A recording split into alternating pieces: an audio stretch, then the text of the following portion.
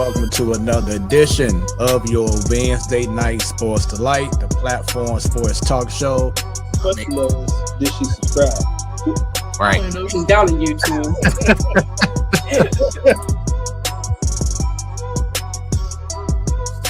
Representing from the Boondocks. What up, Jobo? Hello, what's up? Happy Wednesday. What up? She repping her Hey Sister Soldier look right now. Everybody give it up for Bunny. What's happening, Bunny? What up? Happy hump day. T-Bone, what's going on, brother? I'm back, and I don't know about better than ever, but I'm back.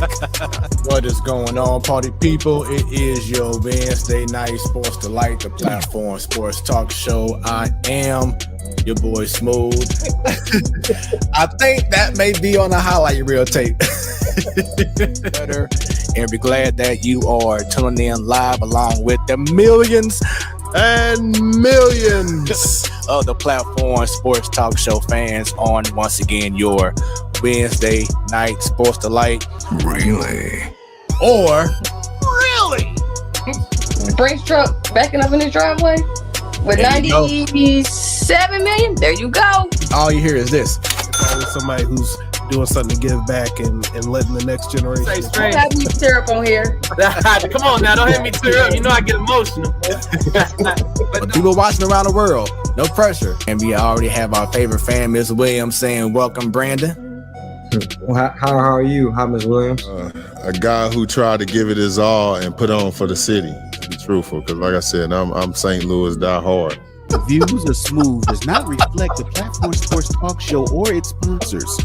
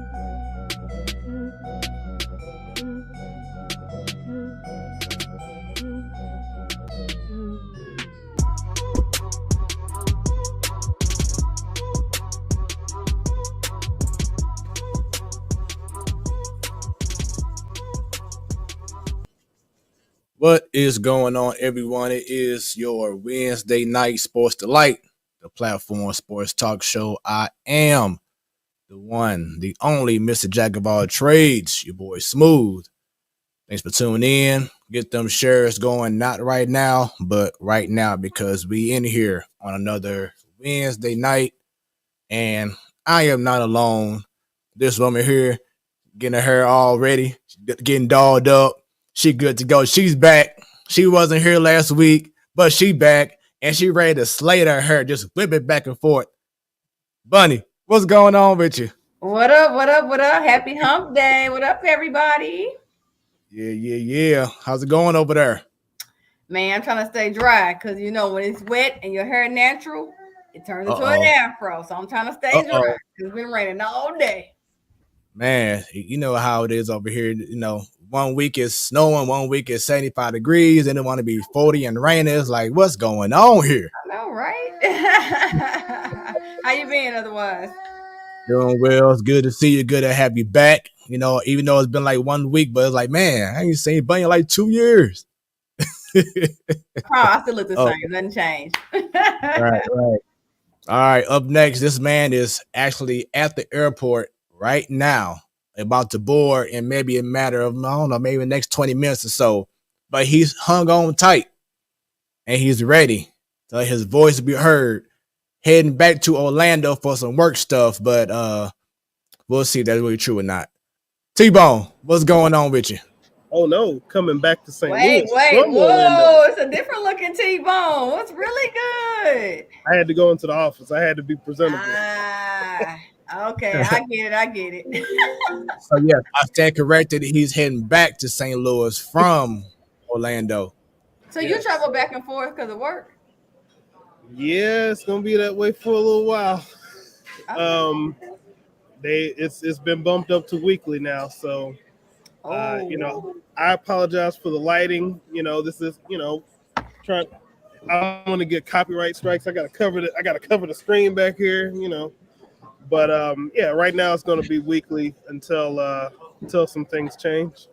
Well, you know what? It makes you feel better. At least you have a job. You have secured employment, because if you ask the coach of the Broncos, ask the coach of Shots fired.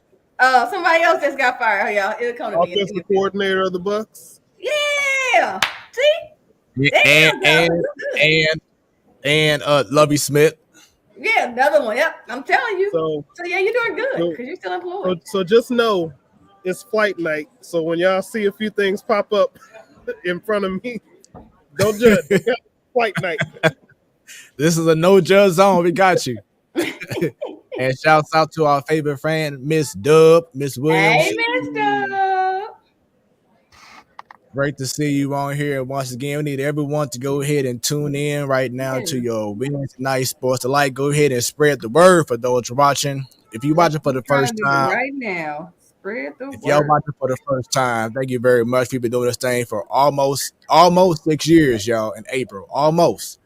Consistently every Wednesday, just having fun, having great guests, and great content, great discussions, great everything. Because this is what we do. Because we did some great people on your Wednesday night Sports Delight. And T-Bone, why don't you let everybody know, for those for the first time, but just a reminder of how they can find us and all that good stuff. You know what? We got options. We got all kinds of options out there. You know, first off, some of y'all probably looking at us on YouTube right now, right? YouTube. A lot of people got it. So, you know, check us out on YouTube, the Platform Sports Talk Show, and be sure to go ahead and like and subscribe. And after you do that, go ahead and hit that bell. That's right. I was hoping she wasn't ready for it. There it is. Sorry, my bad. You go ahead and hit that bell. And let's see what else we got here. Y'all can see us on the Roku if y'all want to see us in high def 4K 24/7. You can check us out on there. And speaking of 24/7, how about Hot 365 Radio? You can check us out on there because it's always hot. You can check us out on their Twitch channel. You can check us out on the radio app, hot365radio.com, twitch.tv/ Brownie Sunday coming, thank you. And what is that? Twitch.tv/ Hot 365 Radio, is that correct? That's it. All right. So, you can check out all the shows, the Platform Sports Talk show that y'all looking at right now. And of course, the first Wednesday of every night, we got Ladies Night featuring Bunny herself. So Ladies Night. Hey. So you got Bunny, you got Joe, you got the whole crew out there the first Wednesday of every month, giving their opinions, stating their facts about sports. And don't forget the last Wednesday of the month, we got the Man Cave. That's right. Y'all hear me on there. Y'all hear Sadal. I hear Craig Black. Y'all hear Stanton. We all out there. Last Wednesday of the month, you get to hear every single debate that happens. And trust me, there are debates that happen. But man, we out here for you, man. We out here for you.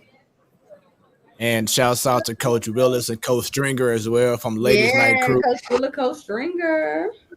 They be holding things down. Along with Joe Bo. T-Bone got hit. What kind of drink is that, T-Bone? What you got? This is called a bum runner. Hey, let's go. Look at Bunny like, okay, I'm about to try. I thought like a bum runner. Okay, looks quite tasty. Well, speaking of tasty, last week's show definitely was that. And why don't y'all check out what we did last week? Hope y'all are having a wonderful Wednesday. It is your Wednesday night sports delight. I am your boy Smooth. Joe Bo, what's happening? What's up? Happy Wednesday. Can't imagine what's happened over the past week that would get anybody talking. Man, I just would not have any idea what would be going on right now in the world of sports. Since I missed last week, I think the biggest thing that caught my attention was, everything that happened with DeMar Hamlin.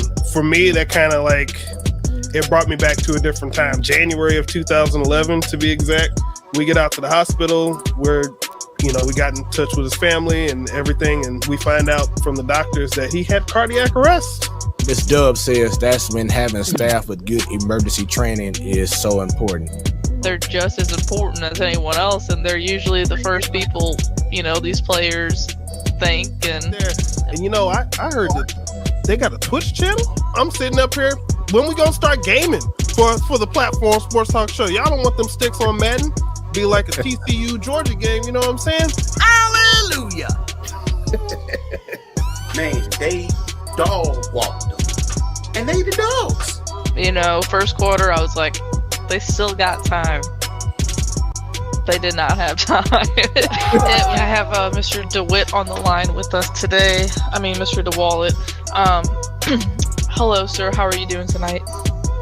Things are well. Were there any interest from the Cardinals during your time of free agency? I know Yadier Molina has reached out to me a little bit. He's a fellow Puerto Rican, and he's trying to put in a good word for me. But no, I've never heard from Mr. DeWitt. Here's the deal. I mean, we got expenses. I mean, have you seen our payroll? It's out the roof. Huh? Your guy Mosaic saying that the income's going to go higher this year. It's gone up $1 million since last year. What? I can't believe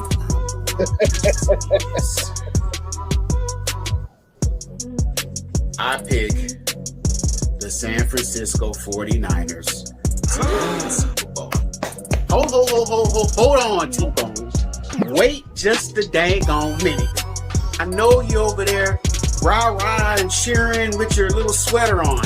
I see the Buffalo Bills going to the Super Bowl and beating the 49ers. It's going to be a glorious day. He had the right idea. He just kind of went on the wrong path. The 49ers will make it to the Super Bowl. The 49ers will win the Super Bowl. But why will they win the Super Bowl? Smooth, do you happen to have those playoff graphics up? Do I? Now you already know. All right, so if you look at the playoffs, then of course, Joe, next month, what comes back? I always miss baseball when it's not on, but before the show, I was sitting there really thinking about baseball. I miss it, and I'm ready for it. There's a good article Derek Gold wrote about Arenado, and just how much he loves St. Louis. Is it Jock or? Man, you better know my name. Is it Smooth? I have previous experience in coaching, and I did coach for the Orlando Magic for a few years, and it wasn't the best run. Do you really want to bring that up? And I gave Joe a cool little assignment. Had it done in like 5 minutes. Right. This ain't nothing to a boss. Now let's see if I can get this one right. Aaron Judge. No, it's arson, Judge. Right. That 4th team I was referring to was the Battlehawks. The very first game of the season for the Battlehawks. T-Bone, where's your cacao at? Cacao. There we go. Where's that press pass at? What has been the change with this Blues team? I'd be lying if I told you I knew what it was. Vince McMahon gets back on the board of directors for WWE. Several days later, Stephanie McMahon resigns as the CEO of WWE. There's rumors that they're actually selling the company. That's number 3. Joe, any thoughts? No. Click on that bell because anytime we go live, you will be notified. Power up on them. Damn, he went all out for that. Man. He definitely went all out, man. Sadal did that with this little video last week. Good intro on Sadal's part. For I shouldn't say intro, but good point there. That was a good intro though. I like that. Y'all did a good job last week. Sorry I missed it, but you had some good topics as always. Too bad he won't be able to hear these football takes later on from me. Uh-oh. Your 49ers is still in it. I just knew you was gonna have your Bill Cosby 49ers sweater on again. You shocked me. Public. Okay. And you on TV, on YouTube with this, and you don't care. Why would you let it be in public? I would have been better off having the T-shirt, not the Christmas sweater, not the ugly Christmas sweater. Ain't no hiding your fandom. It don't matter what it is. All right, you got to go ahead and show it out. There's a time and a place. All right, let's get this show on the road, man. Y'all already know what it is. The very first topic. You now have my attention. What sports stories has your attention? And Bunny, you've been gone for a minute, so what sports story or stories has your attention? Yeah, it's a few we can pick from. Say what up to the people out there. Say hello. This has my attention all the time. Even when I'm trying to watch my game, she has my attention. So I mentioned earlier, not intentionally, but regarding the carousel of head coach in the NFL that got fired, but that doesn't have my attention. We could talk about, as y'all discussed last week, the national championship game in football and how the TCU Frogs got their butts whooped. But that ain't got my attention either. What really has my attention is, you gonna tell them? You gonna talk about your Blues? You want to talk about the Blues? Or are you going to talk about the Houston Rockets and them tanking? And it's been known because their players come out publicly saying it. Which one? Yeah, you want to talk about the Houston Rockets tanking? And the league is not trying to do anything about it, at least right now. Yeah, John Wall, who played for them, was saying it's a sad situation, but you just too. Oh, you want to join the topics too? Tell everybody hi. Hi. So we're gonna make this kids show Wednesday. What's really going on, y'all? Okay. Yeah, your time to shine. Anything you want to talk about sports? What's your favorite team? My favorite team is football. What's your favorite sport? Okay. What's your favorite team? When you do boom, boom, boom, boom, boom, who do you root for? Football. No, that's Lakers.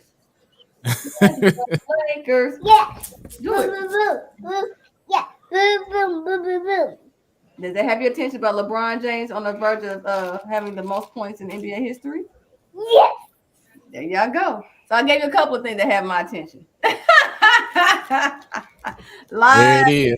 From the kids too. They helped me out. Thank you all. There it is. As Bunny just said, shouts out to LeBron James, because that was my what has my attention, because this the other day he surpassed 38,000 career points. This second person only in NBA history to surpass that amount. Of course, number one is Kareem, and LeBron is probably about another maybe month or two from eclipsing that all-time scoring record. T-Bone, when you see, this big achievement, and I know you're not like the biggest LeBron James fan, but just seeing this achievement and what he's about to achieve even more very soon, what's your thoughts? I mean, look, accomplishments, I can appreciate accomplishments. I can appreciate that he's worked real hard for it. And I've got no problem with that. I can recognize greatness when it's great. I don't have to necessarily like the player as a player. I don't have nothing personal against him. But, as a player, he's done this thing out there. It's just when you it's You just all the anti-LeBron? Huh? I didn't get the memo. You anti-LeBron. You said you recognize greatness, but you're not a LeBron fan? I wouldn't say that I'm a fan. I can respect certain aspects, but then my thing about him is he's just been elevated to this pedestal where what I don't like about him isn't really about him. It's more about the treatment of him. How nothing he does is ever seemed to be wrong for the most part. If he's on a team, it's everybody else is a bunch of scrubs and he just carried them to whatever, forgetting that those other teammates had to have done something on that team to get him to where he was. So everybody seems like a throwaway player when it comes to him, but it's, he gets all the glory and never any of the blame. Interesting. I never heard it from that perspective, but he's been crying lately about not getting the calls anymore like he used to. But his light of being the face of the league is diminished. So of course you don't get the calls. When you're the face of the league, everything goes Now, let's see, how long did Kareem play? Was 30 years? No, 20 years. Kareem played for 20 years, right? Same as LeBron right now. Mm-hmm. Yeah. So, again, he's doing his thing. Got to recognize greatness. So my only thing about what you said is how you say he doesn't get the blame, but people love to point out how many finals losses that he's had. So he does share blame. No, well, okay. We're talking about a different crowd of people. So, like, people who want to compare him to Michael Jordan. Wait a minute, Buddy's face. Like, wait a minute. It's a different crowd of people. People are people. That's all right. No. What I'm saying is the people who are talking about his final losses. Those are the people who are having that Michael Jordan, LeBron James debate. I'm talking about the people who support him, right? Like, if you just flat out support him, it's all they'll take a team that was obviously good enough to make it to a finals and say everybody on there was a bunch of scrubs except LeBron. But wait a minute. That's the same thing. No, wait, hold on. That's the same thing. That's the same thing they say about Kobe Bryant. Only one of the years. Only also, they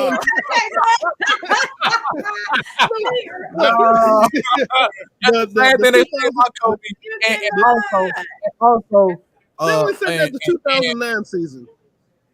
They still said it though. That's the point. I'm saying, look, anytime you're great, and your team loses, that's how it's going to be. They're going to say, "Oh, well, it's because of the supporting cast, or because of LeBron or Kobe or whatever." That's how it is because of you being great.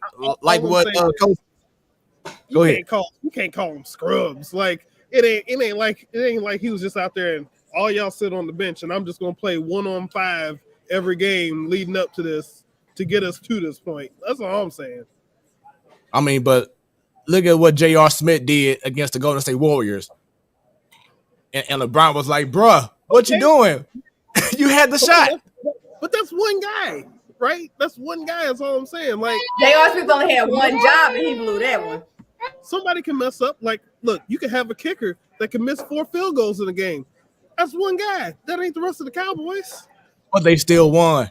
But I'm saying, if they would have lost, they wouldn't have been blaming everybody on the team. Yeah. Nah, I mean, to your, certain people, I mean, of course you're gonna have your people who will just find any kind of way to put blame on LeBron or say he ain't really nothing. Then you got the other way around where they say everybody else. I mean, that's just the way of the world. Like I was telling my mom. Like objective. Huh? I said I just like objective thinking. Like I don't want to. It can't be an all or nothing or all. It's just all these stories are somewhere in the middle. Got you. You got something you want to say, Bunny? Oh, okay. Yeah. So, T-Bone, what has your attention? Well, there's a couple things. One of them's not so great. Not a person who's well known to millions and millions around the world, but yesterday somebody in the wrestling community, Jay Briscoe, passed away after a car accident. And, he was my age, 38 years old, and he had been wrestling for 20 years. So, actually, no, longer than that, 22 years. He started when he was like 16. So this is a guy who's traveled the world. He's been to Japan, wrestled out there. He's wrestled in the States. He's wrestled all over the place except for pretty much WWE. But, I mean, tragic thing, he has a brother who he was a tag team with all those years. And, just condolences to his family and hope that they're able to recover. His two of his children were in the car with him, too. So they were critically injured, too. So you never want to hear a story like that. And also now I think about it, do want to give condolences to the young man from Alabama. I'm sorry, from Georgia. Last Monday won a title, and then this past, I think it was this past Saturday or Sunday morning, he along with a recruiter died in a tragic car accident. So just a whole shift in regards to celebrating a huge accomplishment and then losing your life. So to the family of that young man from Georgia, prayers up to the family. You just never know, in life, man. But definitely wanted to give my condolences. I know the Platform Sports Talk Show crew want to give their condolences as well to the family of the young man from Georgia. Yeah, I mean, those are tough things. And I guess not always the easiest thing to transition to, but I did want to make sure I acknowledge that just because, it looks 38 years old. I'm 38, but, I'm going to go ahead and transition because I don't have too much time on here. But how about them Cowboys? I know you thought I was going somewhere else with that. I mean, we'll talk about it more, later on when Sadar comes on the show.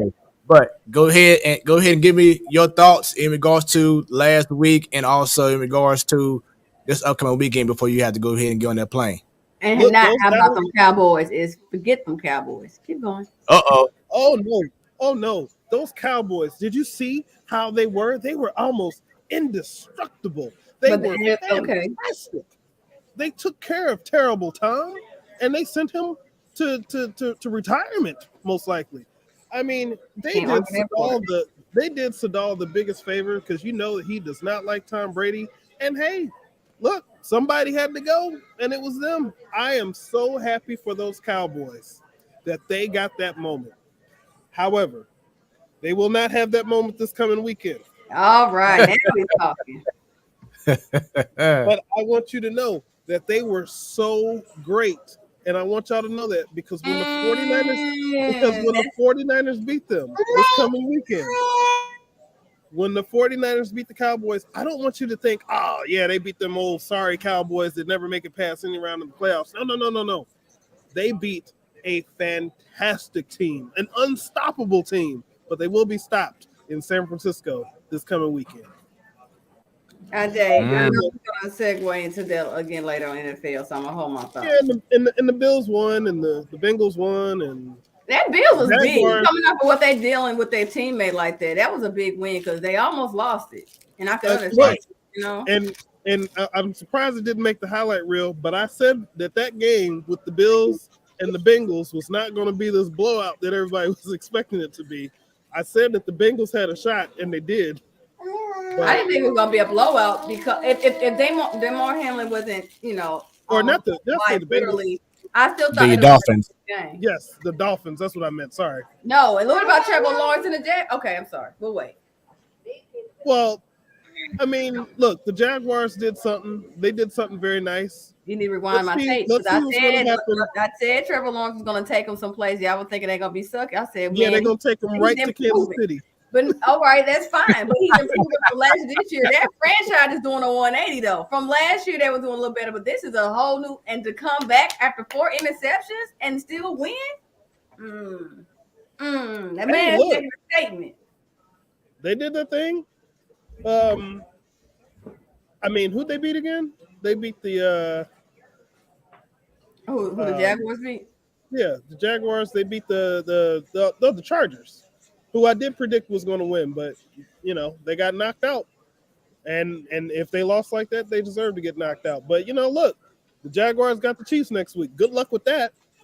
And let me go ahead and get these picks off before we get into the next thing real quick. So I'm taking the Giants over the Eagles. I'm taking the 49ers obviously over the Cowboys. I'm taking the Chiefs over the Jaguars. And man, Buffalo's had a tough road to get to where they are. I'm picking the Bengals. Okay. Yeah, I gotta say mine till I gotta say my picks until Sadal comes on so we can talk about some more stuff. But definitely want to get your I just had to put it your out. thoughts. Yep, I got you. Let's go ahead and talk real quick about some NBA. And for those who are watching for the first time, well, of course, you've been watching. Go ahead and leave some comments. Give us your thoughts. Don't just enjoy seeing our beautiful faces. Go ahead and do a little typing. Give us your thoughts and opinions. Let's conversate. Let's have fun on your Wednesday night sports delight. But basketball wise, let's talk right now. The second week of the All-Star game in Utah, the second fan return for the NBA All-Star game. And as I said last week, it's going to be the top three guys from the front court and then the top two guards being picked from each conference. So as of right now, in the front court, you have from the West, LeBron James, Nikola Jokic, and Anthony Davis. They would be the front court. And then for the guard, you have Steph Curry and Luka Doncic. For the East, you have Durant, Antetokounmpo, and St. Louis's own Jason Tatum. Gonna For say the top, future MVP, St. Louis's own. hey, I said it. I said he's gonna be MVP. Guards, we have Kyrie Irving and Donovan Mitchell. Once again, the game is going to be in Utah. And like I said last week, it'll probably be the most black people Utah has had in a long time, all in one weekend coming up next month. So get ready, Utah. It's going to be lit out there in a matter of weeks. Bunny, your thoughts in regards to right now the All-Star voting? And I'm a big basketball fan. Love NBA All-Star Weekend. But really, looking at the Western Conference's front court, I'm not all that excited like I am about the Eastern Conference front court. I don't know what it is. I don't know what the select. I don't know, but it just ain't exciting me like I would have thought I would have been. And granted, I'm really surprised AD is on there, or as Barkley calls them, street clothes. Up until he had that injury, again, where he was actually balling. I still don't see like how he got that many votes, but okay. I'm not knocking him. He's talented. He has it. He just cannot stay healthy. So anyway, that front court is all right, but who are they gonna get to replace AD anyway? Is it the next person up in the voting, or he picks his replacement, or how does that work? Yeah, the league will pick the replacement, and it's very possible if he's healthy that Zion will probably take his place. But AD, there have been reports that he's ramping things up, so he should be back very soon. Okay, and Zion, another one. I don't know if it's a curse in New Orleans, but I pray Zion does not have the same injury issues like Anthony Davis is having. Just like when they get healthy, he get injured. Healthy, it's like, oh, here we go. He young now. AD got more mileage, but still, like, dang, all the hype. We ain't got to even see a full half season of hype because always some injury. So that's interesting. But on the Western Conference side with the guards, though, yeah, I like that though. And y'all know I'm a big fan of John Morant, so I definitely can't wait to see that. I'm surprised Russell made it with all the hate he was getting from his own city of LA and elsewhere. I'm surprised he made it, but shout out to him. Last week. Hey, I'm just surprised, really, because he was getting drugged through the mud, which was mostly self-inflicted, but here nor there. On the Eastern Conference side, though, front court, yeah, I'm loving it. Like, I can see them whooping all up and down on the Western Conference, like, just hands down. I think, of course, usually they try to make a game in the fourth quarter. The rules change, but I still see the first three quarters, Eastern Conference whooping up on the Western Conference. But to be this next month. Oh, wait, one more second. I'm sorry. The guards on the Eastern Conference. Kyrie, Donovan, Harden, Jaylen Brown, Trae Young. Just the top 5 on their guards. And against the Western Conference guards, opposite. I'm seeing the Western Conference guard whooping up on the Eastern Conference guard. If it was a matchup like that, if it was like front court against front court and guard against guards, yeah. But we still should be entertained nonetheless. But Oh yeah, definitely. And exciting. right now, Mm-hmm. And right now, Kevin Durant, he is out right now with some knee issues. He may be back in a couple of weeks, but we'll see. He normally likes to get hurt around All-Star break for some reason. To get hurt. Who wants to get hurt? Why you say he like it's like going to the party? What? He likes to get hurt. Taking extra time off.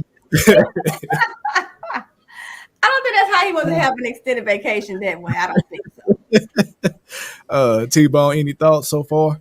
I just had a question that just popped in my mind. How much do you think the NBA monitors these fan votings to see, like, okay, they obviously know that LeBron is the face of the league. We had this conversation a few months ago. Oh, he was. It's diminishing now, sir. Huh? He was the face of the league. It's diminished now. As John Morant, well, the face of the league. Well, even Babyface Assassin Curry ain't the face of the league like he used to be. But look at the voting though, right? So all I'm saying is we know where his popularity awareness level is with the fans. How much do you think that they use this to kind of poll like what the fans are kind of thinking with players? Because you put all these players up here, it's fan voting. There's they can vote as many times as they want for whoever they want. So I wonder if they look at this and like say, okay, we can market Giannis a little bit more. Obviously, you just answered your own question. You just answered your own question, sir. If you ask how are they monitoring it, then you said we can market Giannis and market somebody. You answered your own question if they're monitoring these numbers. Well, I mean, I know that they do. I'm just wondering how much do they look at this for, like, even younger guys, like, some of the I'm trying to skim through the list too fast and do too many things right now. But you still answer your own question. Well, marketing equates to what? How to generate yourself some money. It's all about money. It's a business. You're not going to look at these numbers hour after hour because it's going to be for marketing's sake to look at what? How to get more money? Come on now. You've answered it. They're looking at it literally every hour. For sure. But yeah, I mean, I don't think a lot of people always look at it like that, because I think a lot of times when fans are just voting on it, they just look at, oh, I want this person playing the game, I want that person playing the game. I'm just bringing up the business side for those who might not even be thinking about it. Like, this isn't just used for the fans to vote their favorite player, and this is to help determine where those marketing dollars are going to be spent in the next couple of years. It's just like ulterior motive with the government. Oh yeah, we just want to take a census just because we just want to know how many people are in this country. No, we're gonna use this to do this, figure out how to. It's all for a reason, because it's about money. I mean, you can't knock it, because if you're into marketing and you need to promote and figure out how to generate more revenue and what's the latest and greatest, who you should be gearing your stuff to, easy way to do it with data, and the data is easy. They don't have to go out and do it. The people are doing it for them. But you know what? You can take it a step further though, because when they get that data, they probably have email addresses or social media handles of people. That stuff is being sold to Nike and Adidas and all those companies out there selling stuff, because it's like, oh, you like Giannis, do you? Well, here is something we have of him, and you're going to get those emails in your inboxes. You're going to see those posts in your social media. All that stuff is being sold. Mm-hmm. But again, to answer your question that you asked, initially, you answered your own question. How much is the league looking at these numbers? They had the fans working for them, and they didn't even realize. I knew the answer to the question. It was an engaging, let the viewers out. We might have a 12-year-old viewer out there who never thought about sports marketing before in their life and voted because they're a fan of this person and never understood the back end business of what happened. You gotta educate people. But it also helps because, again, you're working for the league, and the league don't have to do that part of their job. They have the fans doing it for themselves. I mean, for them. Well, that's all social media now. Yeah. I just say an all-star vote, whether it's NBA, NFL, well, call it Pro Bowl for them, MLB, and NHL. It's all good in general. We know some people love of the game won't be, shown all-star game like if they were doing it in the off season. But as long as you see that what the best of the best are supposedly on these all-star rosters, entertain the fans, because you're here to entertain us. do a good job, and then we're gonna be going home happy. We're gonna be talking about the All-Star game and then trying to finish out the regular season. Just want to be relative and entertain us. That's all I ask. That's all. And T-Bone, I gotta ask, with you being at the airport, do people like is anyone walking past you like, oh, what's that? Oh, that's pretty cool. He on a sports talk show, whatever. I have seen some people overlooking my shoulder here and there. But you know what was funnier? Not that this is sports related, but I brought my subwoofer with me because I'm bringing it back.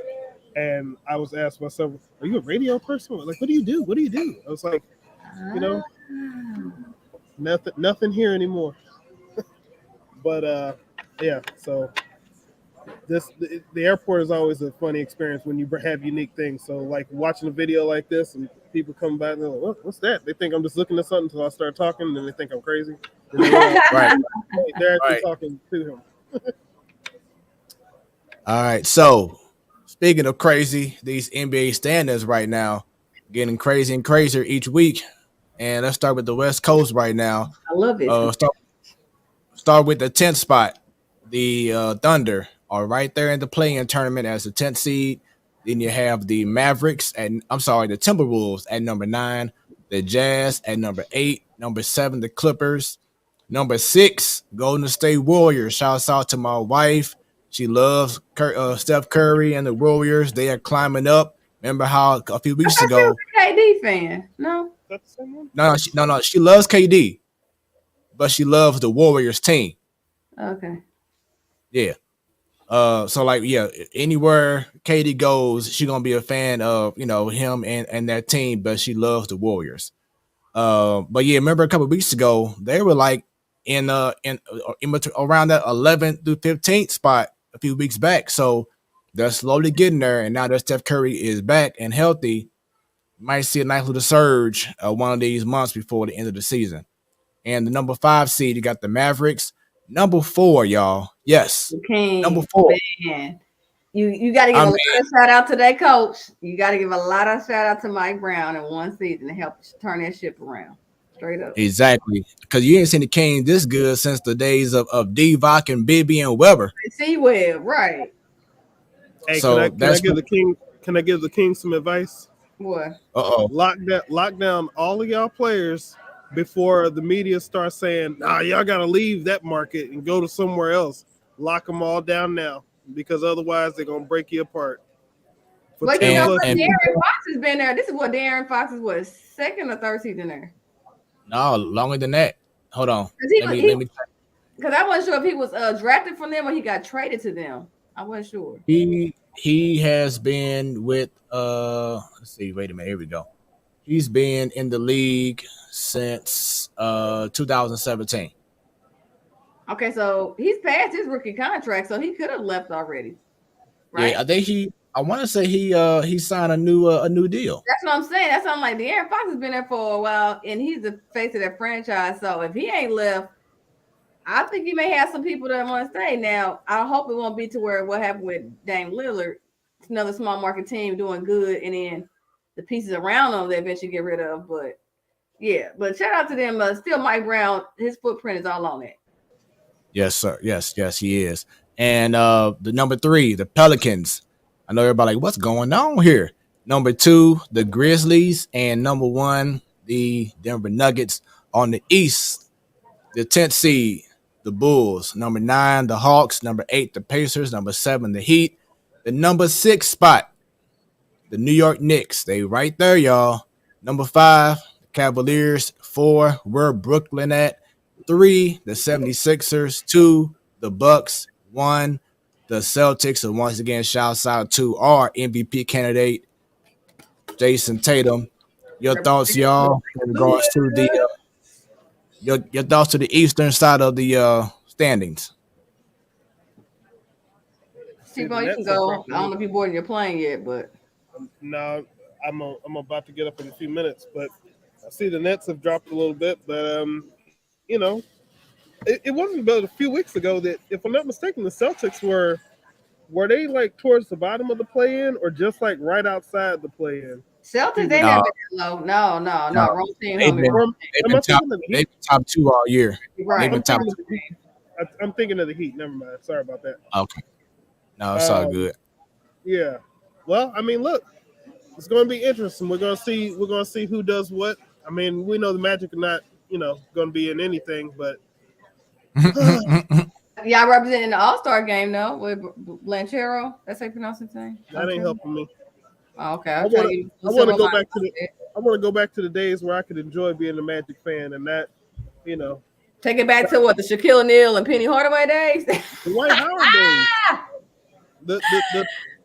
The Dwight Howard, those days, yeah. I mean, take it right there. Take it back to Penny, Shaq, Nick Anderson. I when did I was not even in middle school when them cats was around. I enjoyed it as a kid. I was they went to the finals. That squad went to the finals. I'm just saying. Well, so did Dwight Howard. Right. Okay. And then they tore it. And then the media started talking, telling them to get out of that market. Can't let us have nothing but Mickey Mouse. And Bunny, your thoughts on the East? No real shockers there. I already told y'all when we started the show as far as got my attention with the tanking thing with the Rockets. And this is on paper when John Wall spoke out about it. And I know you always hear people say that unintentionally or word on the street, this team tanking, you could tell because they're trying to get the draft pick. But for an all-star player like Wall to come out and say like, yeah, and don't think nothing about it, and they talk about the other two players. What's their names? Something Junior. What's his name? Jabari Smith and and what's the name? I can't think of his name. Jalen Smith. Jalen Smith, yeah. So these are some young players. I can't knock them because they just come into the league and they're just doing what they're doing so they don't get fined, literally. A Marshawn Lynch. But with that talent, I'm trying to figure out what the Rockets organization is trying to do. Once they dismantled, got rid of Harden, Westbrook, what are y'all trying to do? Tanking to get the draft pick. But what is that going to do to save your organization? You think in 3-4 years trying to rebuild, or do you want to try to get some free agents to make them competitive? Like, I'm not understanding why I think they should have tanked because they got rid of their other all-stars prior. Why don't they just try to do some free agency and make it at least competitive? They're not trying. They don't even care. They know everybody knows. It's crazy. Yeah, it is. But that's the NBA for you right now. I do have a surprise for you. I know T-Bone, you're about to leave very soon and board that plane. But I do have a surprise. We're going to talk about some baseball right now. But this special guest right here, he's returning to the show for the first time in a while. He's been on the show 2 times prior. This man here, you think about KMOX, you think about this man here. He is a play-by-play guy. He is a legend in the Lou, one of the most humble guys that you'll ever meet. He is the sports director at KMOX. He is a graduate of Indiana University, and he's back on the Sports Talk show. Mr. Tom Ackerman, how you doing, sir? What's going on, guys? I thought we were going to talk about the Knicks. Knicks are down to 8 to Washington at the half. And it's a bummer. You want to talk about the Knicks? Yeah, I've been a Knicks fan my whole life. It's okay. I can't fault you for that because you guys, I give Knicks fans a lot of credit because it's been how many decades since y'all been close to being competitive in playoffs and getting there, let alone going far. Last year, I thought, okay, maybe the Knicks are back and the organization is rejuvenated. Besides that little, owner people don't like, but I don't know. I don't want to get you all excited and hyped like you guys want to go far in the playoffs. I thought they were going to do that last year and they kind of faltered. So. No, we know better. I grew up in St. Louis. We never had an NBA team, and I pulled for the Knicks at a young age, going back to Patrick Ewing when they drafted him, and I've been following the Knicks and have paid the price for that. Although there were a couple of close calls, 94 NBA Finals.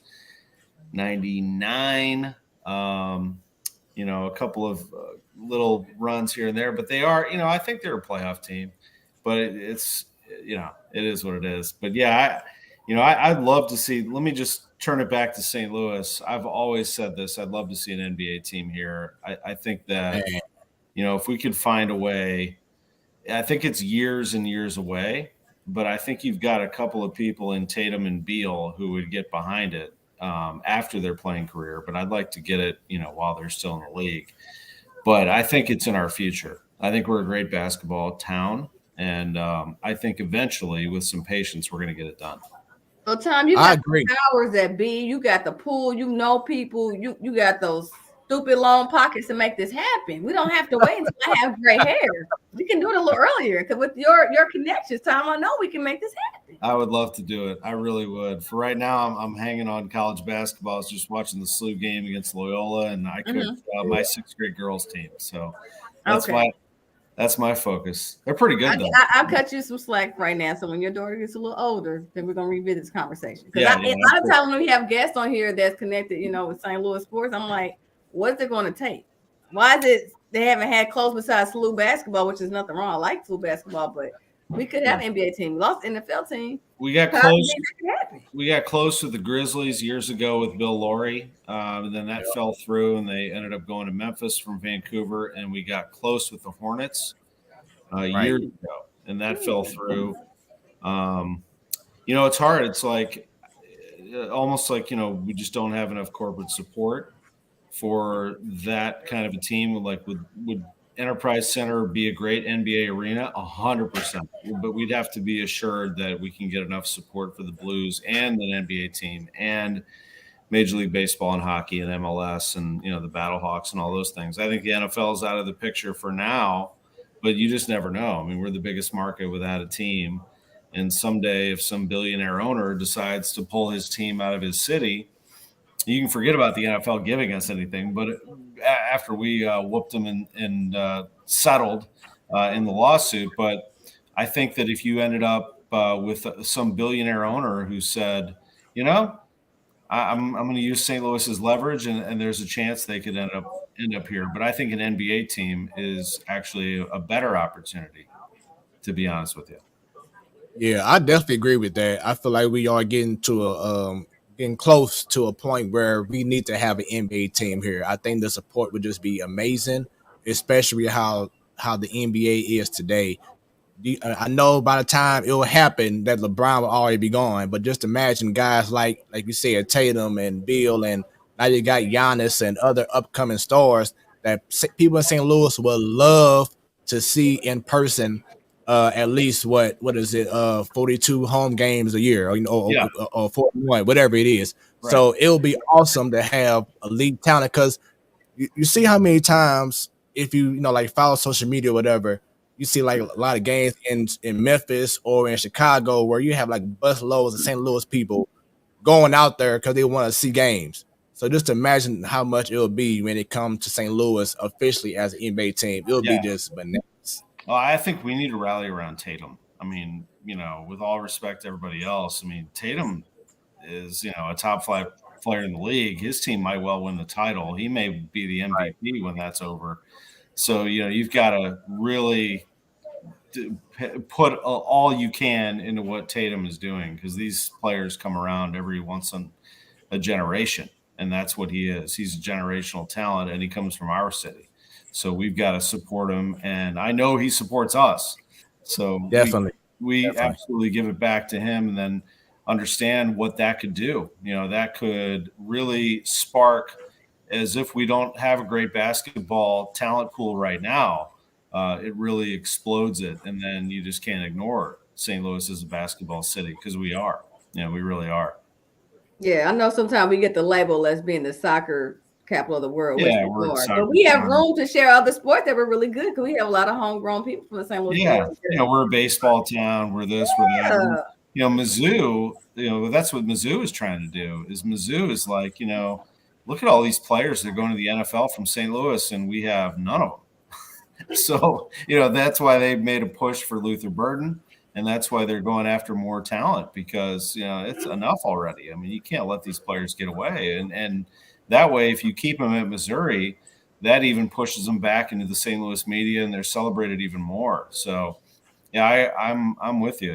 We have an unbelievable youth sports explosion right now. Hockey is big, baseball is big, football, basketball, you name it. I mean, it's going right now. Yeah, most definitely. And let's see, got a comment here from our favorite fan, Miss Williams, aka Miss Dub. I'd rather see an NBA team in STL than an NFL team after the way they treated us with the Rams. Absolutely. I totally agree. The NFL, it's this old boy network and all these billionaires and I don't trust them. And so, the only way would be if an owner with some St. Louis ties or somebody who believed in St. Louis said, you know what, I'm coming and I'm building a stadium and I'm using my money. And everybody come because I believe in St. Louis, and that's where it's going to happen. That's why I was over at the MLS stadium today. What an awesome facility, by the way. I was at the training facility next door. That's all privately funded. I mean, the Taylors who are from here, they said, we're just going to build this thing because we believe in St. Louis. We believe in downtown, and we're going to help downtown West, and we're going to help redevelop it. Now they have hundreds of thousands. They have like 200,000 people on a waiting list for season tickets. That's what you want. Wow, mind blown. You can't get in there. Wow. So that's going to be fun. I don't know how good the team's going to be, but for a couple of years, it's going to be a lot of fun over there. And then that will push them to continue to move the needle and see if they can get that team better. Yep. I drove past the stadium this past Sunday, and yes, it's definitely the whole area that looks amazing. Shouts out to like the owners of Maggie O'Brien. That place got a big facelift.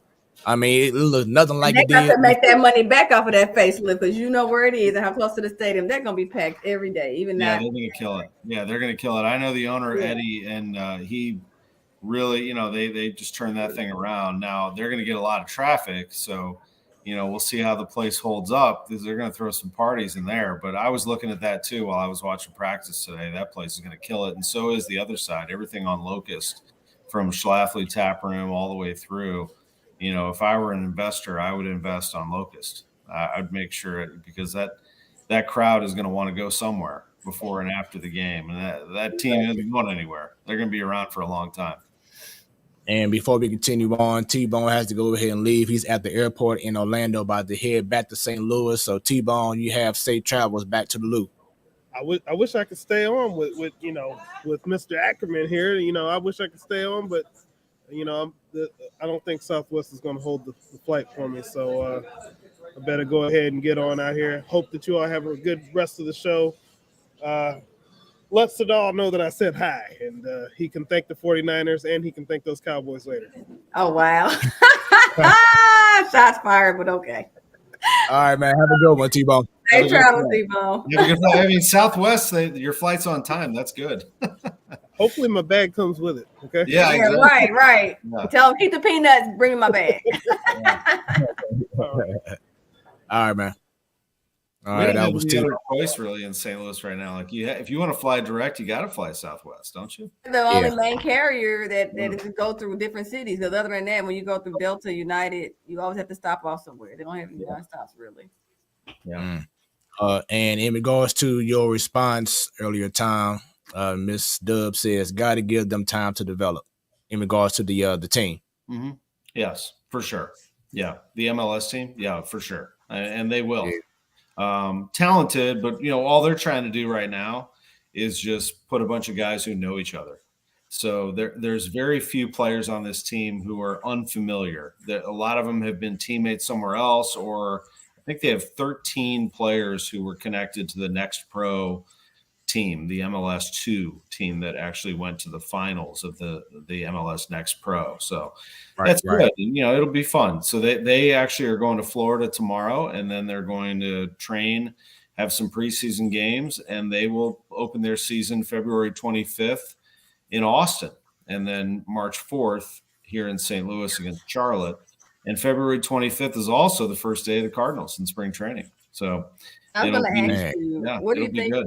The MLS with our first home game February, is it going to be equivalent to our Cardinal opening day? Because it'll be a big deal. I mean, I think that it doesn't have the tradition and history of the Cardinals, so I don't know that you have all of the pomp and circumstance, but it'll be a show. I went to the exhibition game against Bayer Leverkusen, and that was back in November, and it was really cold, first of all. But I was like, wow, this stadium is incredible. I mean, when it's lit up and you have people in there, and then I started thinking when this place is completely full, because there were a lot of people there, but it'll be packed on opening day. It's going to be loud. The music is great. The visuals, the stadium is state of the art. The food options are great. They monitored traffic flow both inside and outside the stadium. So they looked at the concourse and saw how people were moving so that they can adjust and accommodate everybody. The food options are awesome. I think it's going to be fun.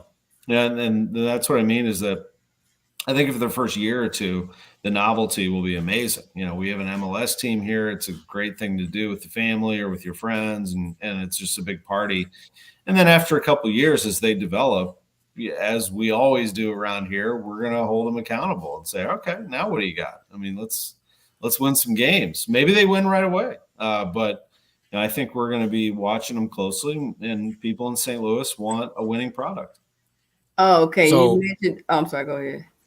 I'm sorry, real quick. How important would it be for St. Louis globally once MLS is going to begin? Because we know how soccer or, of course, football is such a huge thing globally. So how big of an impact will that have for St. Louis once the season begins? Actually, I think it's bigger globally than the NFL because the NFL is really only understood in this country. I think outside of this country, American football is not as understood or as embraced as soccer is, or football in their case, outside of the United States. So it actually gives St. Louis for the first time a world feel, and something that we desperately need. I love the name of the team, St. Louis City. This is our city. And no matter where you live, whether you live in Wentzville or Belleville or Florissant or Oakville or wherever it is, when you go out of town, where do you tell people you're from? You tell them you're from St. Louis. Yeah.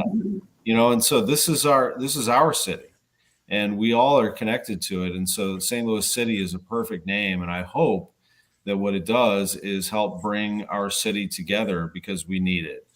And I'm looking forward to it. I work downtown. I've worked downtown for 25 years. Our office is located just blocks from the stadium.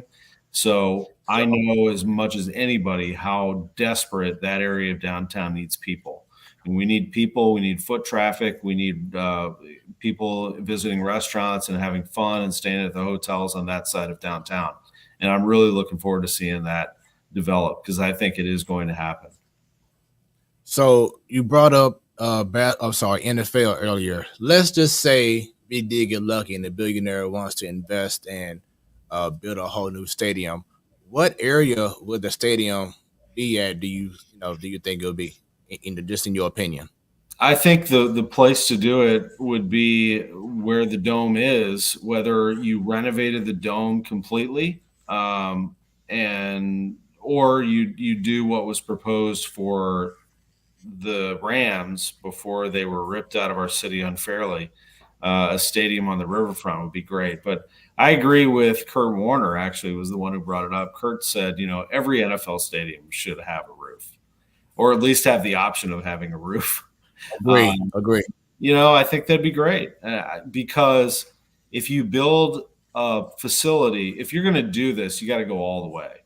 You don't just build an open air football stadium. I think if you do this, you build an incredible facility. So what I would do is probably just take the foundation or the bones of the dome and then just make it amazing. Or you could build something on the riverfront, I guess. But my point is you need to have a facility so you draw events here. Like enough already. Indy takes the Final Four.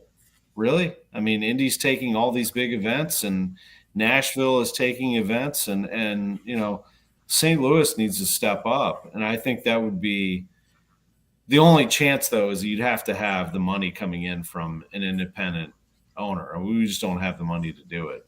But if somebody were to come in and throw down billions of dollars, yeah, I mean, that's what you do. You build this incredible multi-purpose facility where you can throw worldwide events that this city has never seen before. Or some of them we have, Final Four, et cetera, but we've never had a Super Bowl, for example. Right. So that's my point, is I would just go all the way. That's the only way that it happens, I think. So that's why it's a bit far-fetched, but it's fun to think about. And the facts are we're the biggest market without one. Mm-hmm. Have won a Super Bowl. We have shown support for sports. It's not like the Rams didn't draw. I mean, they were drawing big money. So, that's what I would do is I would probably take the Dome and just put everything into right there in downtown St. Louis. What are your thoughts on the comment from Miss Williams about the riverfront because of it being, flooding concerns? True, although you can alleviate those concerns. Downtown's never flooded. I mean, even in the flood of '93, it was just the water came up the steps of the arch, but it never approached us. Yeah, we're a little too elevated for that, but I get that. But for the NFL season, the river is not flooding usually. But I know you have other events outside of the NFL season to where you could think about that. Yeah, just think like the Dome right now, it's fine. I mean, there are concerts there and there are events there and everything, but that would be, what you're aiming for is an event space where you can do football and other events, both sports and non-sport. That WrestleMania. Yeah. Concerts and things like that where, you make us a destination again.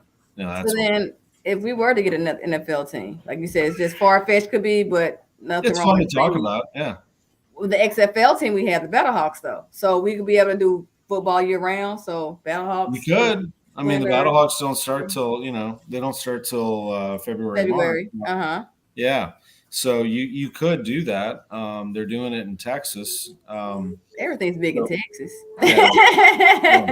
Why not us? But here again, I think the Battlehawks have a chance to show America because there is a big platform. The one break that you get as the XFL, as a fan of the XFL, is your team, the Battlehawks, who already were the highest when it came to ticket sales and sales of gear and merchandise and all that stuff.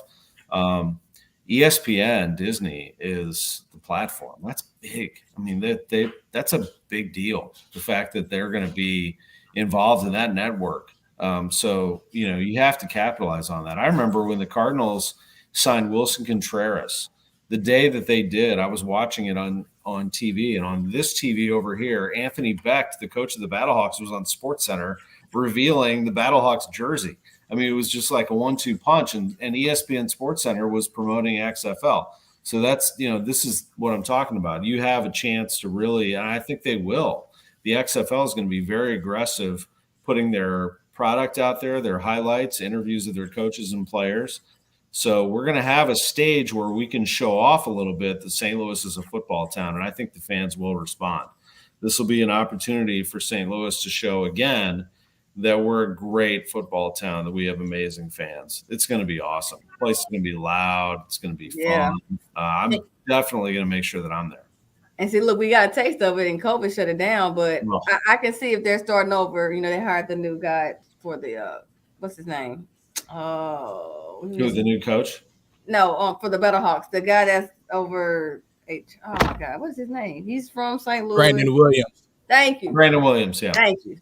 Brandon will do a great job. Yeah. Yes, and so far I've seen him do it. And I think what also helps when you start, if you have a new franchise and you can get it embedded in a younger generation, like kids, real young, that helps to all they know is the Battlehawks when they get old. I mean, that's how you build lifelong fans, besides, adults who've been around. But doing this in St. Louis, and like I said, before COVID, it was a lot of people on board. You saw the energy from the fans on TV. You just saw like, oh my guys, even though we lost the NFL team, the city has already embraced the Battlehawks, and we were winning. That helped it even more. It got shut down. So here we are, XFL 2.0, and I see it only being better for St. Louis. So you're right. And we have a big stage, and St. Louis, we show up as a city and we support our team. So I just have nothing but the best. And including with the soccer side too. After the second year, as you said, what do we got? You mentioned accountability. And I wanted to segue to the Cardinals and accountability. I don't know how much you can talk about it, but now, buddy, before you do that, because I have someone here who's also a big football fan, and he has season tickets to the Battlehawks, and he's also from the Platform Sports Talk Show, from the Man Cave. He actually had the opportunity to interview, along with the Man Cave crew, Coach Anthony Becht a few months ago. Okay. Great episode, great interview and everything. Sadal, what's going on with you, man? What's happening, y'all? What's going on, Sadal? Hey, good to meet you here virtually. Absolutely. Yeah. Yes. Yeah. And You have the great. just one note, I had to say this. I have been listening this whole time to T-Bone. Okay, I got my thoughts. I'll just save those. But I just want to let you know, I've heard every word that he said. Okay, the 49ers Cowboys rivalry here. Yeah, we'll touch on that. Wait, so clue me in. Who's T-Bone with? Cowboys? No, San Fran. Oh, he's got San Fran. I got news for you. Cowboys are going to win that game. Oh, Tom, don't do that. Don't do that, Tom. Yeah. I'm sorry to say they're going to win that game. You probably just need to, just probably looking at it out the wrong lens here. I promise. No, I mean, I don't have a dog in this fight, but I was 5-1 last week. The only one I missed was the Chargers. They completely choked. I thought they'd win that game, but no, I had them all. I had the Giants too, and definitely the Cowboys. I mean, the game that turned me around this NFL season was when the Cowboys whipped the Vikings. That was the game that got my attention. That was a red flag for the Vikings, and that showed me the Cowboys, their pass rush, their quarterback play. I don't know if they're going to win the Super Bowl, but it's a good football team. I mean, Dak is definitely back, but I didn't know their defense was actually that good. I mean, yeah, they're good. For what it is, I didn't know Cowboy defense was good. But again, I'm saying playing against the Bucks, is that a true measure though? Yeah, it's not. No, that was not. Yeah, the Cowboys should have won that game, and they did. And I think they're going to win this one too. And it'll be interesting on the other side. I think the Giants will give the Eagles all they can handle. The Eagles are pretty good though. That'll set up a really difficult challenge for the Cowboys because I think the Eagles are legit. But yeah, but that's fun. I mean, the NFC's loaded. I think the AFC's got the better teams, but I think the Cowboys are good. I like 3 of those 4 teams right there on the left could win the Super Bowl. Bengals have been there. Bills are awesome. The Chiefs, we know what they can do. It's going to be fun, but I think the Cowboys are going to win this game against the 49ers. I really do. I hope it surprise you. I hope they do, and we like 49ers pull it off. But like I said, their defense is good. I underestimated them.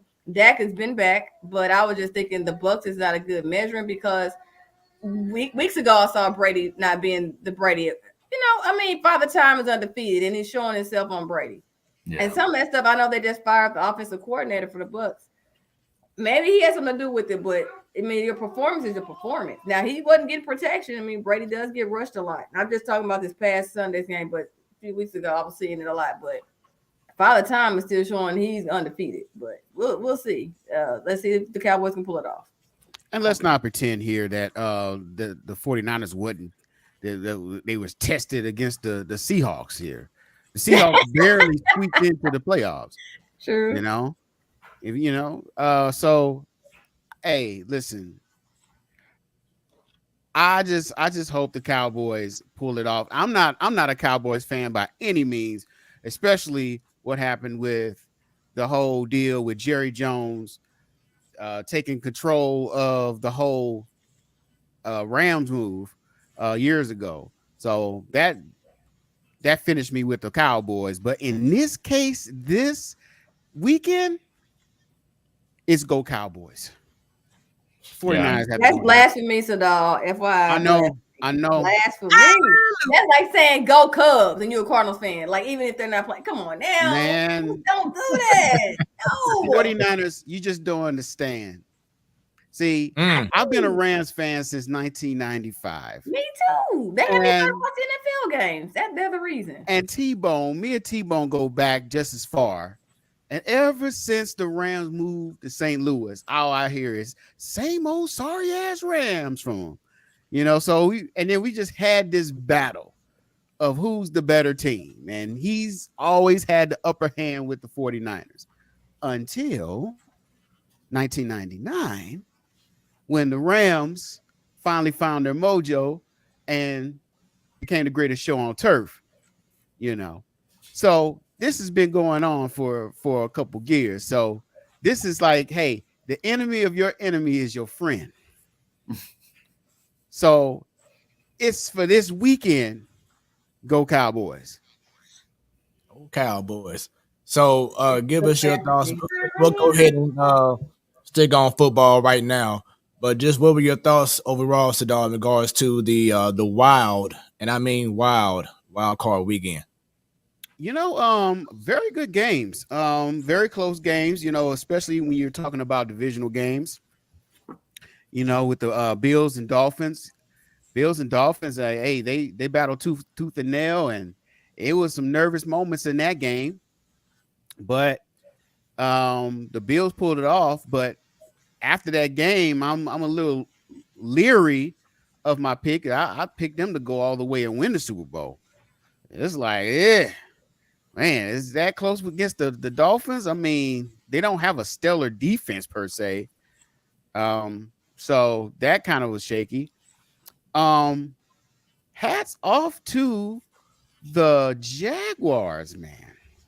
Right. The Jaguars coming back from 27-0 and just roar back and beat the Chargers in the last couple seconds, man.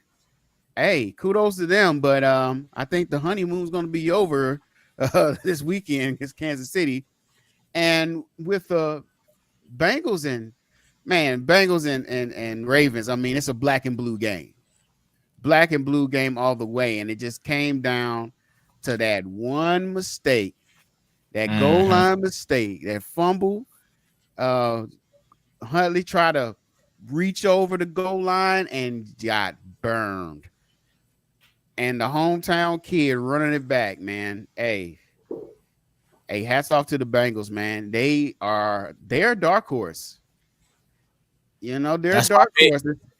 I know. It may be something to that, And so on the NFC side, I'm gonna have to give an apology.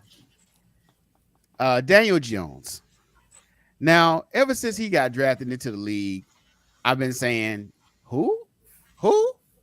Well, last weekend he showed who he is as a quarterback, and he showed out. I mean, I think he set a playoff record for most passing and rushing yards by a quarterback in a playoff game. I think he beat Michael Vick's record. Hey, hats off to him, man. I never knew. Never knew. So it's gonna be a close game than most people think against the Eagles. From what they showed me, they got some heart. Then you have the Cowboys and Buccaneers game. I just thought, from what I've seen in the last couple of weeks from the Cowboys, that they were going to blow this game, but they actually showed their good side, and they actually took care of business and took care of Tom Brady. Thank the Lord. He's out of the dog. Hopefully he's out for good. Retire. He gonna probably try to redeem himself at least one more time for that loss. I mean, all he around. May not be with the Bucks, but I seen him trying to redeem. I was hoping that the Cowboys won that game because I knew they was going to play the 49ers, and I think the Cowboys have the best chance in the NFC to beat the 49ers. So this not the Eagles? No. Oh, Tom, he's going against you. Now, you said the Eagles are a pretty good team, right? They're a good team, but they're a one-man team. They're Jalen Hurts and Bust. That's it. They really don't. I mean, they have a decent-sized defense, but without Jalen Hurts, they're nothing. I agree. Take Jalen Hurts out, he's out. I mean, I don't know if they can take Jalen Hurts out. He's playing so well. That it's a good football team. I think the Giants are really, really good. I picked them to win that game. I felt very, very strongly about that game against Minnesota, a team that I didn't trust, and the Giants have gotten incrementally better all season. They're just solid across the board, and they'll give the Eagles all they can handle. But I think the Eagles win that game, and then Eagles Cowboys will be fun. It's a toss up in my book. I think those teams are even. I think those are the two best teams in the NFC. So I think that it'll play out. And then the AFC, I think it's going to be Chiefs Bills in Atlanta. And I think Atlanta in that environment probably favors either team. I don't think one team has an advantage over the other. And I think it'll be a shootout and made for TV event. But I think it's going to be Bills Chiefs. And if I'm picking a team that I'm kind of pulling for right now, it's the Bills. And there's a couple reasons for that. One is DeMar Hamlin and all that team went through. But I always pull for teams with a drought. And they're the team with in my mind, I mean, the Bengals, that'd be fun to see them do it. But, the Bills and their fans and the drought that they've had, it would be a great, great story. So my heart kind of pulls for that team right now. I agree with you. I agree with you there, but they made me sweat against the Dolphins there. They look kind of like, they gonna make it. Yeah. I think the Bengals will give them a great game. I think all the Bills games will be like that. I think they're going to be tight down to the wire. I think most of these games will be tight down to the wire. I don't see any blowouts in this next round. Even Jacksonville should hang for a while. The Chiefs should win that pretty handily, but Jacksonville's not a bad team. This is a different animal, though. Trying to beat the Chiefs at Arrowhead's kind of, good luck with that. You mentioned that. I like. I'll go ahead. Well, real quickly with the location, why did the NFL decide to do a neutral site this year for the championship game? Because the Bills played one less game. Okay. Yeah, their game against the Bengals with DeMar canceled. So to be fair, they got together and decided that if the Chiefs and Bills do meet in the AFC Championship, they should play that at a neutral site. I had a few people ask me, like, what about St. Louis? I mean, we got a dome. I know, right? What happened? Yeah, we've got an RV show going on. We're too busy for the RV show. Oh, we got an RV show. The NFL. Come on, you NFL is not like St. Louis. Serious? RV show is going to supersede a playoff game. Bunny. And also, the league doesn't like St. They don't Louis. like it. No, they wouldn't bring it in. Like Anyway. Rocky, not us. He's the liar, not us. Yeah, no. But look, plus the dome isn't a top tier stadium at all either, and they don't want to have no big AFC championship game being at a location that isn't even top tier. Right. So that wasn't going to happen anyway. But I thought it was kind of fun that we're booked anyway. Sorry, we've got an RV show. Right, coincidence though. Okay. Yeah. But yeah, and I'm sorry, did you have something you want to say, Sadal? No. I mean, yeah, I was just gonna say, the 49ers. I mean, they really wasn't tested against the Seahawks. I mean, Seahawks are the Seahawks. They are who they are. They are who they thought they are. They shouldn't have been in there. The 49ers have a great team, great story. I know you guys probably watch ESPN and Mike Greenberg, who I've liked for a long time, but he, in a prisoner of the moment, which he does all the time, he tweeted something the other day like, it's the greatest quarterback story this league has ever seen or something like that. I'm like, did you forget about Kurt Warner? I heard the comparison. It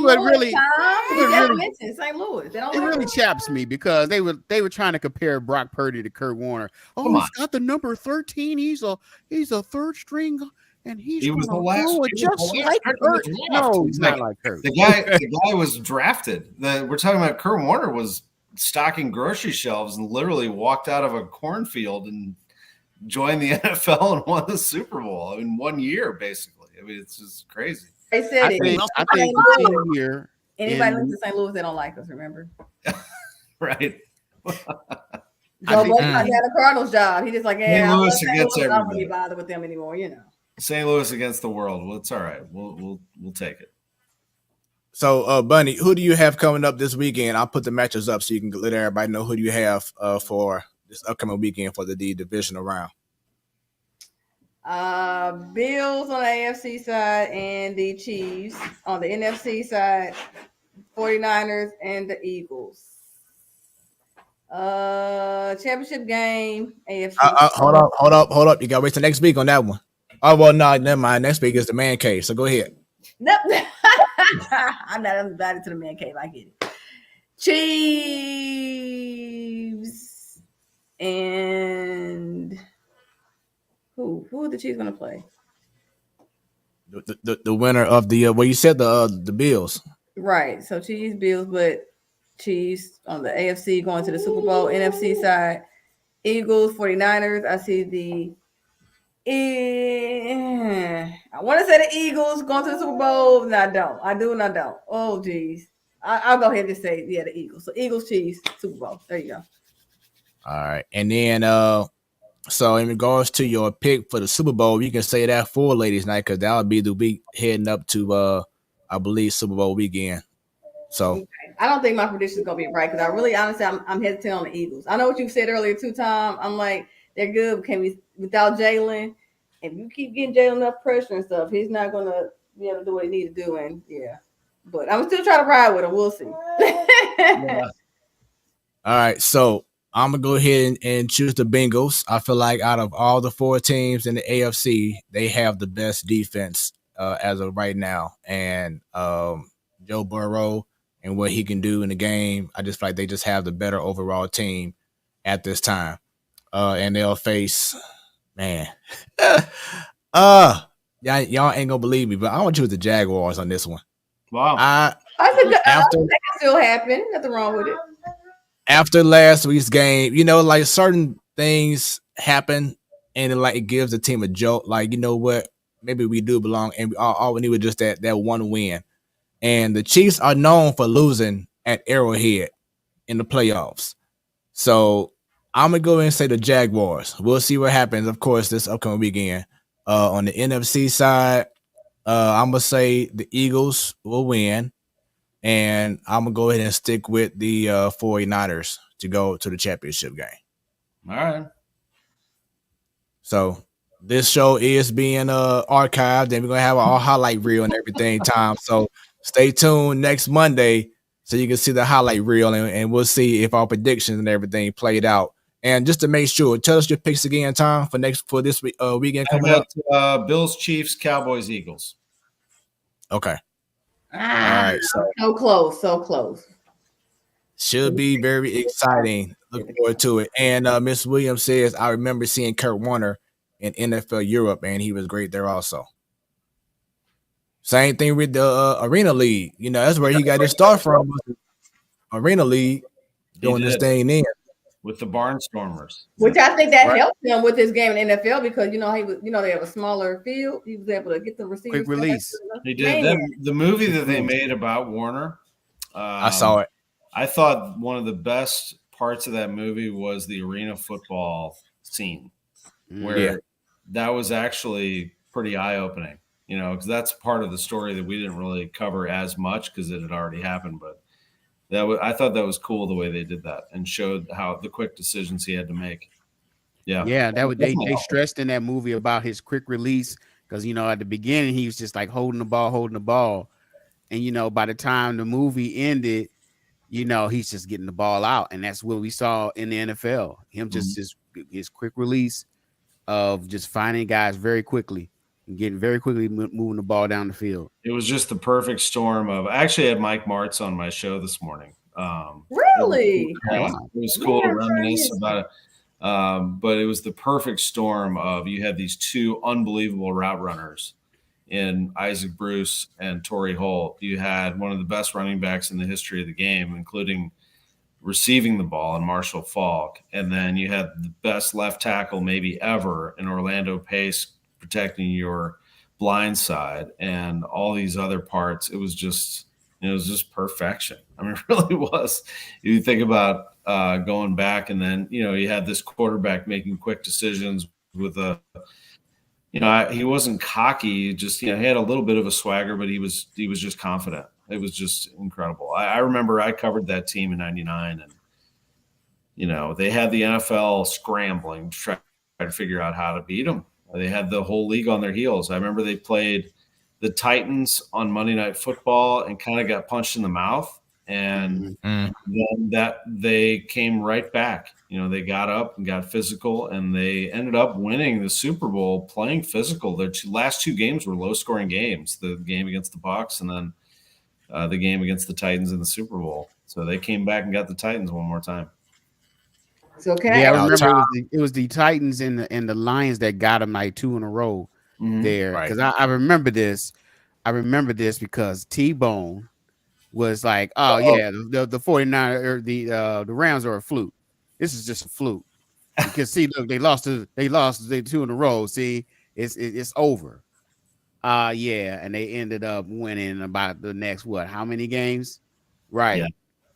I would say I've watched a lot of football, and I say the greatest single season by a team ever was the 1999 Rams, by far. So let me ask you this, Tommy. So you said you were covering it. So when you were week by week, as they were getting better and better, were you thinking like, let's say the fourth game into the season, like this is definitely a Super Bowl bound team, or were you thinking like this is a historical team as the season's progressing, or you like we have to wait and see every week? I was like, I hope that this lasts all year because I know that they need to stay healthy. And I remember thinking the league has no answer for this team. So if anything, they're going to go into the playoffs and it's going to be a lot of fun. And then we'll just see if it can hold up. I was very concerned in the Tampa Bay game. I had zero concerns in the Vikings game. That was incredible. I mean, when they got to the playoffs and the noise in the dome was the first home playoff game in St. Louis history. I remember the Vikings driving down the field on them, and it was a long drive, and they ended up, getting some points out of it. And then the Rams come out, and the first play they hit Bruce for a touchdown. Yeah, and it was, it was just bedlam in there. And then, then I remember Tony Horn was another big part of that team that doesn't get talked about a lot. We talked about Bruce and Holt and Oz and, and all those guys, but Tony Horn returned the kickoff, and, he was an awesome player for that team too. I thought that the defense was really solid. They had a good D. They had, they literally won the Super Bowl on a defensive play. But they had a good defense and they hung in there. It was a team that, you'll never see in the league again. You'll never see anybody do what they did. They were far and away the best offense in the league at that time. They were ahead of their time. I think everyone tried to copy them after that. And actually they really spurred the birth of like the explosive passing game in the league, I felt like, for years to come after that. Yeah, definitely the Rams were innovators because I just remember you talked about that that game against the Vikings. I was watching the telecast. It was Pat Summerall and John Madden, and this is a veteran team. They've seen it all, and all Madden could do was gush over the offense and how loud the dome was. He's like, this place is loud. I can't even hear myself think. And I mean, I like and they saw a lot of football, and they were just like in awe of the Rams and how they were just moving the ball. It was the loudest building in the NFL in those days. There was no louder. If you had put a roof on Arrowhead or on, Seahawks or wherever else, then yes, but they didn't have a roof on those places. We did. And that place was incredibly loud. And everybody who came through there told you the same thing. It was an awesome place to play. I definitely miss those days. I watch the NFL and I think, I do miss that. But I'm very grateful for that experience that I got to do all that. We did. We got to experience all that. A team that went to the Super Bowl twice. I don't want to talk about the second one really because I still hurt because I think if they win that game, they might still be here. We got cheated. We did. We did. But there was a dynasty in the making there, and had they won 2 of 3, who knows what happens from that point on? But it all kind of unraveled after that. It felt like, even though in 03, they went 12-4 and then lost to Carolina. On the play in overtime, but that was the downfall. After losing to Tom Brady and the Bucs after the 0-1 season. But you know what? We talked about those days. I think I was there at the first Battlehawks game at the Dome, and it was half full, and I just got goosebumps because it felt like the greatest show on turf days in that dome. The way those fans were loud. And once they open up that top portion, I don't think they opened it up yet. I don't know why, but once they open up that top portion, I think those days are coming again. Well, they were going to. The game that got canceled due to COVID was against LA too. Don't And get they me. had Don't, that yeah, place, I you know, was. they had opened up the upper deck and were selling tickets up there, and it was going to be the coming out party for the St. Louis football fans, and against LA. I mean, the game, and it, you know, unfortunately, it never happened. But yeah, I agree with you. I got chills in there. I really did, and it was half full, like you said. But you know, that place had a great. Well, it's still there, so we're going to hear it again. But it had this. You know, it held the noise so well. It was just a different kind of roar. It was one of those you could just feel it in your chest. It's hard to explain. There was no place like it. And I've been, you know, to a lot of NFL stadiums and a lot of college football stadiums. I've never felt anything like that. The loudest outdoor stadium I've ever been to, Arrowhead was loud. Seattle's loud. I would say LSU. I went to LSU, Alabama. LSU gets loud. You know, a different kind of loud. But the dome with the roof on it, and the team, the way that they played, and the special moment in time that everybody understood, and you know how starved we were for good football, because the Cardinals, you know, in their heyday in the 70s, drew great crowds. We were actually a football town. People forget that the baseball Cardinals were not that great in the 70s, and the football Cardinals were. So this has always been, you give them a product, it's a great football town. And so those years, 99 to 2003, let's say, were very, very special. It's incredible. I remember talking to a couple of people running that team back then, and they said, just enjoy this because this doesn't really happen in the NFL for very long. You know, you just kind of enjoy it while it happens, and then it goes in cycles. Let me ask you this, since we talked about the greatest show on turf. Torrey Holt is up for Hall of Fame. What do you think? Yeah, he's got to get in. It's been way too long. I think that wide receivers get the short end of the stick because the NFL has gone to a passing game, and so I think they all get lumped into the same category of, well, you know, it's the passing yards are up in the NFL, and then the pass is the number one option in the league, et cetera. But Torrey Holt, in his time, was the best route runner in the league. His numbers back up. He was the most productive wide receiver in the league for a number of years. There is no question in my mind he belongs in the Hall of Fame. I think it's just a matter now of opportunity. It's the class that you're in. Every year you're going to have great players that deserve to get in. But it is definitely Torrey's time. And that would kind of tie a bow on that greatest show on turf era, because you would have then Dick Vermeil, who just went in, certainly Kurt and Marshall and Isaac and Orlando and Aeneas Williams. You know, everybody gets that opportunity to go into Canton. And now Torrey Holt. No question about it, Torrey deserves it. Big game should be in there. I think he does get in this year. And another player that should get in, I think should get in and will get in, is Devin Hester. You know, I don't know, the Hall of Fame seems to slight special teams players, but when you tell the story of the NFL and the history of the NFL, and you get to punt and kick returners, you cannot tell the story of the NFL without Devin Hester. He's by far the greatest. Yeah, he is the best. He's the best kick returner this league has seen. I totally agree with you. I would vote him in if I had a vote. And this is your Wednesday night Sports Delight, the platform sports talk show. I am your boy Smooth, and right over here to your right on the screen we have, it's your girl Bunny, and right down below we have Sadal, the real estate. Here we go. Power up on him. Yeah. And we have special guest, the legend from Camo X, Tom Ackerman. There he is. He's ready. He knows what's going on. I know what's going on.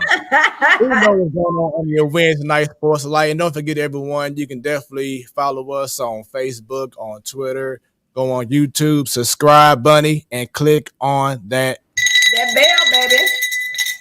because for all anytime we go live. you will be notified. The show will be archived right away after we're done on Roku. You can also listen in right now on Hot 365 Radio, crystal clear. We sound very good. We sound very sexy on the radio. I'm just saying, it is just the facts. We also can see us on twitch.tv/Hot 365 Radio. This is another opportunity, another way to see your Wednesday night sports delight. And of course, every first Wednesday of the month, you have Ladies Night, all women panel. Ladies who know their sports. The best panel of women who love sports is going down every first Wednesday of the month and every last Wednesday, of course, next week. The man cave, the fellas hold things down. So a whole lot going on with the platform sports talk show, a whole lot going on with this show right now with our special guest. Once again, Tom Ackerman. And the main reason why I want to be on the show is because of baseball. Because just this past weekend, we had winter warm up. And this man, Tom, you have like one of the best jobs ever because you're able to be there in the midst of the players, the fans, and to be able to meet different players each year, speak with them. I saw you was doing an interview with yourself and Chris Ranji. Just a cool opportunity to talk to players, get to know them better.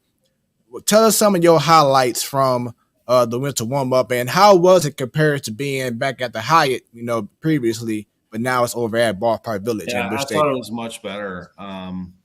And I appreciate that. We had, first of all, I went on the Cardinals caravan for 2 days before that. So I got to ride around with Lars Nootbaar. And when you roll into town with Newt, he is incredibly popular right now. We had Gordon Graceffo, minor league pitcher of the year, and Zach Thompson, another Cardinals pitcher, Randy Flores, Alan Bennis, representing the alumni, Flores being director of scouting. So we had a good group. We went to Springfield, Joplin, Fort Leonard Wood, and Rolla. So all of those spots were just, it reminds you how far and wide Cardinals Nation is. And then you come home. And so Sunday morning when I showed up at the ballpark, I was really impressed with how they laid everything out. They had all the fans able to visit with the players. I think the players really liked the setup. The fans were all over the place, enjoying inside Busch Stadium, those amenities, and visiting the clubhouse and all those things. And, of course, seeing their favorite players. We had the baseball writers' dinner at the Missouri Athletic Club on Sunday night. Nolan Arenado and Paul Goldschmidt were honored, among others. So, yeah, to visit with all those people was really great. I walked away from probably Monday being the best warm-up day for me. I did a little bit on Sunday, and then I had to duck out and call the SLU women's game at Chaffetz. So I didn't get to stay more than a couple of hours. On Monday, I was there for a good 5-6 hours and, really got to get a taste of it the last day. And for me, the best was I always like to see somebody experiencing it for the first time. And that person was Wilson Contreras. And I was actually surprised how strong he was about – I don't know if he's trying to send a message back to the Cubs or anything. I don't know what he was doing, but he talked about how much he always enjoyed playing at Busch Stadium and how much he enjoyed what the Cardinals represented and how much he loved the uniform and Yachty and Albert and the Cardinals experience. And then, he called the Cardinals fans the best fans. He called Busch Stadium the best ballpark. He called the winter warm-up the best of the conventions. He was all about being a Cardinal. And so I enjoyed that conversation. I told him, I said, we didn't like playing against you.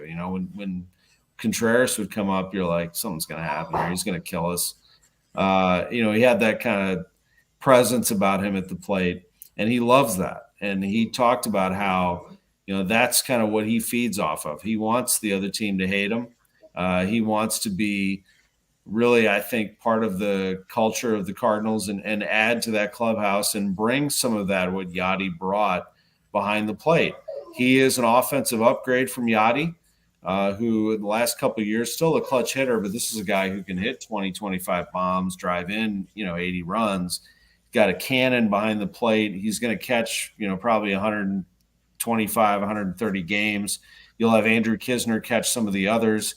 He'll DH for you. I think it's a great pickup. So I really enjoyed that. And then the other guy I enjoyed visiting with, I like them all, but I really liked what I heard from Jack Flaherty. And I have this gut feeling that something's going to happen this year with Flaherty. He seems very confident. I'm hoping, of course, that he's healthy. But if he is and he can recapture what he was, I think the Cardinals could really benefit from having an ace. I don't think they have one right now. The only one in that rotation, I think, who could emerge because he's so young is Flaherty. And, he has something to prove, and he's going to be a free agent if he doesn't sign with the club, which doesn't appear like he will. So, he's going to make a max contract. He needs to kill it here in 23. I have a feeling that he's going to have a big year. And I always enjoy talking to him. I think he's misunderstood. I think he's, he has the body language of, just very cool and nonchalant. He is a big time competitor. He cares a ton about being a Cardinal. He loves his teammates.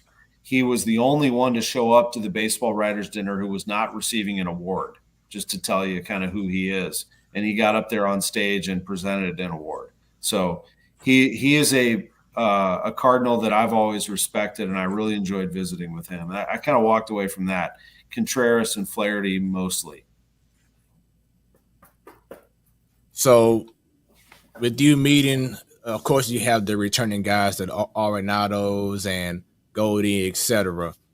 What was the feeling of knowing that Yachty is not there anymore? It's definitely different, but I think that we knew that this was going to happen. And I think the swift move to get Contreras helps. I'm not as concerned. As much as a leader as he is, you still have Goldie and Arenado. You still have Wainwright. You still have some good pieces on this team, veteran leadership that you can count on. There will never be another Yachty, but I think they've done the best that they could to get a replacement, and that's Contreras. I don't know where else they could have gotten an immediate help. I think that, the team has a lot to evaluate, let's say. They're in a division where I think they can afford to not worry too much about the teams behind them. Not saying it's going to be easy to win the division, but it's not like they're in the NL West where teams would be breathing down their neck. I think they can evaluate here over the next few months and see what they could be and then adjust appropriately. They're going to have to – they're gambling a little bit on Flaherty's health. They're gambling a little bit on Tyler O'Neill's health. My biggest worry is that they don't have a number 3 hitter behind Goldie and Arenado. And maybe that is Contreras. It was not going to be Yachty. So I'm sad to lose Yachty. I loved him. He was one of the greatest players this game has ever seen. But really, the guy that they miss in that lineup is going to be Albert. Albert was their third best hitter. Actually, Albert was their best hitter in August and September. So they've got to replace that somehow. And I don't know who that is right now. So that's probably my biggest concern. I think their pitching will kind of hang out for a while. I think their bullpen will be okay for a while. I know their defense is good. I know Goldschmidt's good and Arenado's good. I think some of their young players who contribute.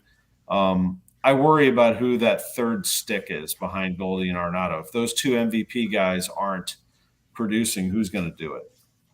But Tom, that's what I don't understand. The Cardinals had opportunities to get that third bat in the offseason. I'm not saying they had to do the $300, $400 million sweepstakes like the Mets or like the Giants, but I'm not understanding why they didn't even seem like they were trying to go after it. Now, granted, we're not privy to all the behind the scenes, but once the GM meetings happen, that talk is usually coming to fruition. But it seemed like the Cardinals were even trying. Or is it just me? I think what happened was the Cardinals went into the offseason and they said, we know what our priority is. It's to go get a catcher. And by the way, we're going to raise payroll this year and we're going to spend some resources because we have some resources. They left that kind of vague, but they gave the impression that they were going to spend. And then the market took hold and Trey Turner signed his monster deal. And then all these guys start signing these enormous deals, pitchers, et cetera. And I think the Cardinals were like, whoa, This is not our territory. We do not spend on 12-year, $300+ million deals. And now the market is going to go haywire, and we probably need to back off a little bit of what we just said. So let's not do that. And the Cardinals have never, I don't ever remember them throwing an enormous amount of money in years at a free agent ever. They do. That's not the they didn't even bring back Pujols. I mean, they didn't even bring back Albert. I mean, they Exactly. you know, they'll make trades, so they'll go find a team that's not good, and like the Diamondbacks or the Rockies, and be like, hey, we're kind of interested in Paul Goldschmidt, Nolan Arenado, and here's what we got, and then they swing a deal for those guys. That's what they do. That's and then the Cardinal way. Yeah. So so I knew that once the market exploded, I'm not saying that I wouldn't do it, but it's not my money. But if I'd love to go spend wildly, but that's not what they do. They're just not going to do it. They just don't.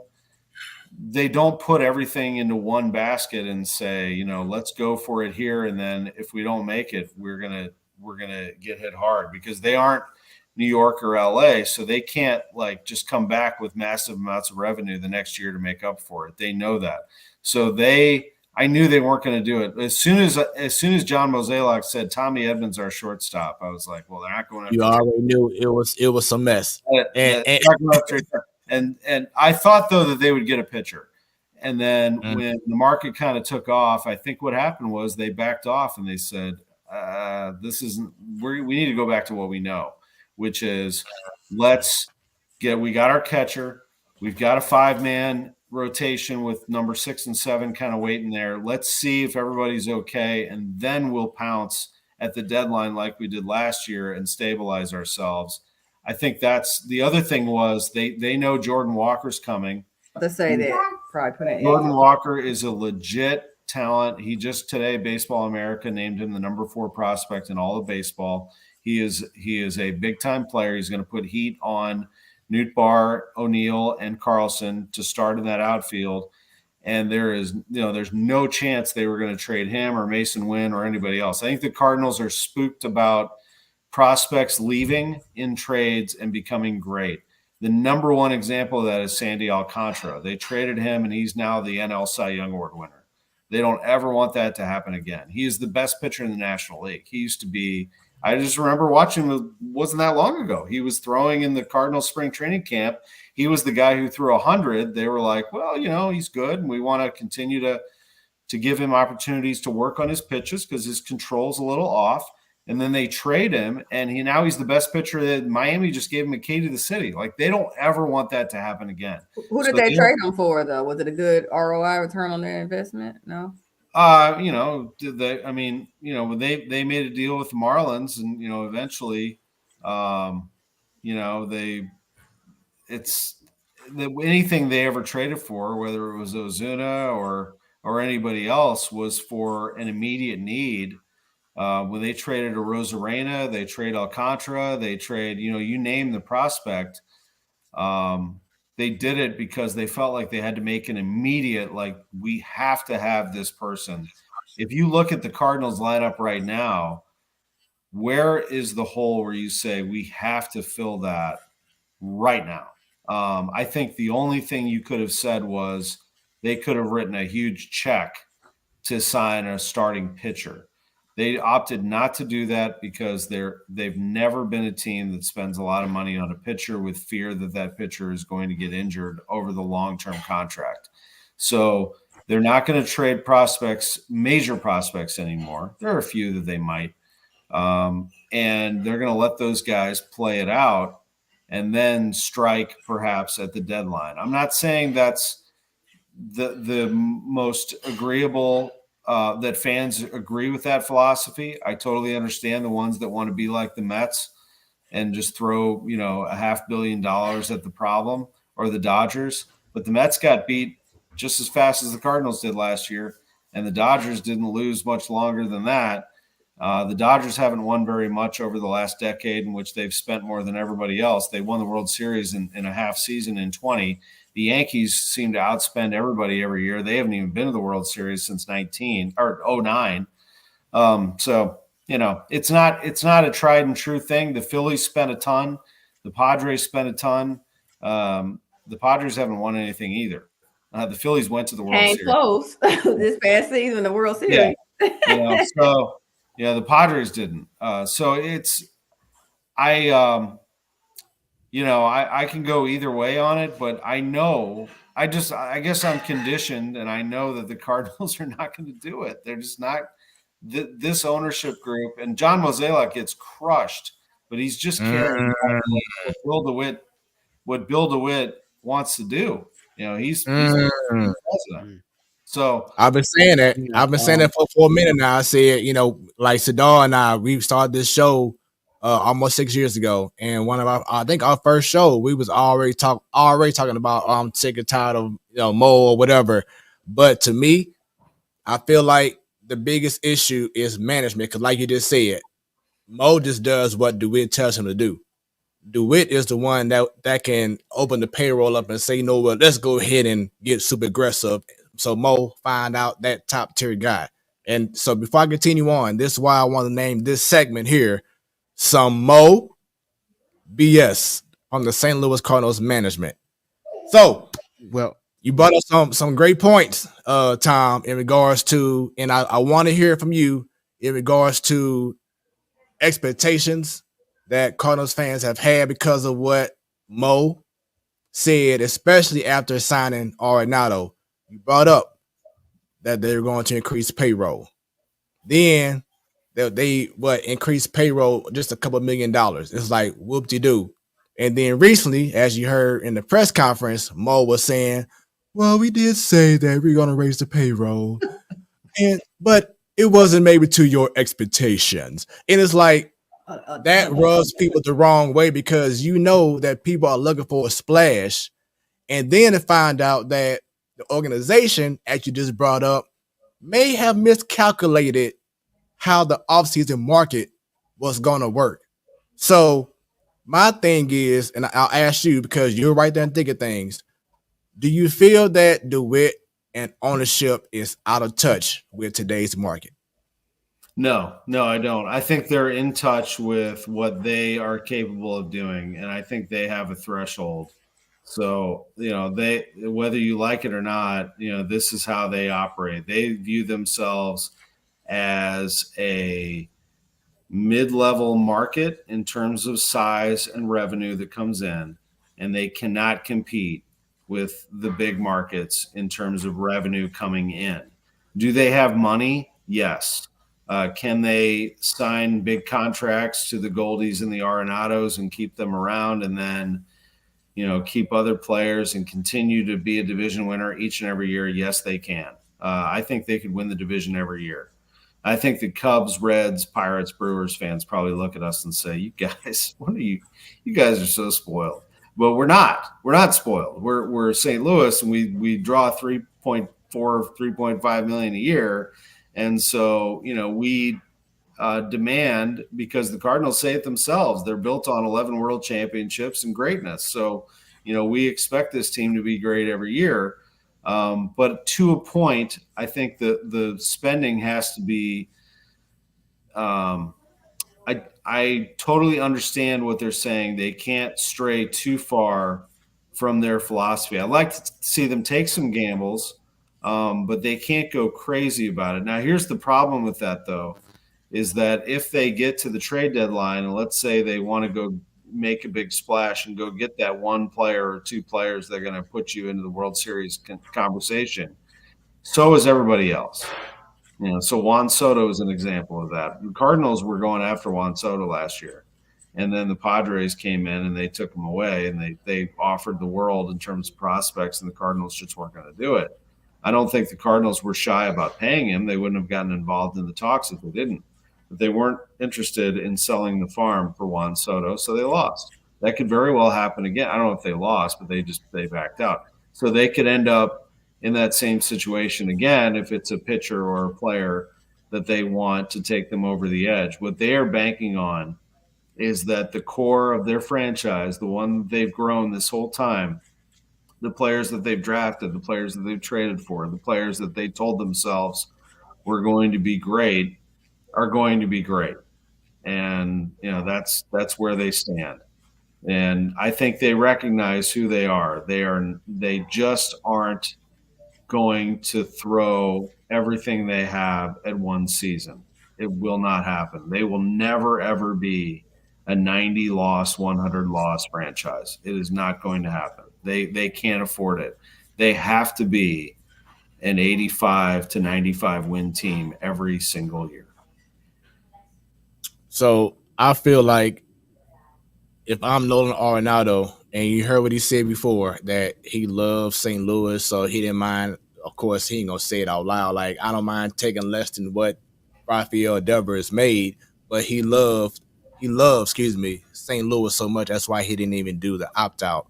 But to me, from the outside looking in, I feel like Nolan Arenado deserves like a suite at Busch Stadium or something because of Mo telling him, yeah, we're going to go out there and make this team that much better, et cetera, et cetera.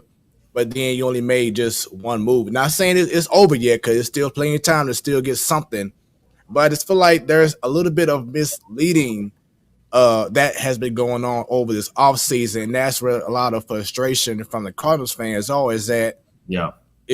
you're saying one thing, but your actions are speaking different. And even they admit it, like what Bill DeWitt just said. We don't want to do something we say down the road, whoa, we're stuck with this. So you mean to tell me you don't even want to see about getting a Bryce Harper, or see about getting a Soto or Machado, or see about getting a Correa, or see about a Trey Turner, whoever, because you're worried about the back end. But my thing is, why don't we just focus on the prime years?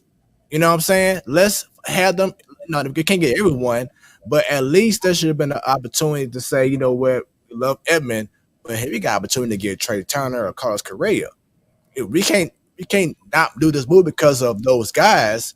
But you worry about the back end. But let's just focus on their prime years. That's where the focus, I feel, needs to be. Is let's get them where we can maximize their best years, and those last 2 or 3 years, we'll figure that out. You know what I'm saying? Because that's how baseball is. Things happen in a crazy way in baseball. But let's focus on the prime years of those players, and that's the problem that I have with the organization. No, I totally hear that. I think that I don't know what John Mozeliak said to Nolan Arenado. He's never said exactly, Nolan hasn't either, about what that conversation was when Mo went out to California. So I don't know that he went to him and said, hey, we're gonna load this team up. So are you with us? He probably told it like it is and said, we're going to do all we can to improve this team, but here's who we are, and here's what we've got. I think what they have right now is two of the best players in the game, Paul Goldschmidt and Nolan Arenado, and every year that goes by, that window closes on that opportunity to win with those two great players, those billboard type players.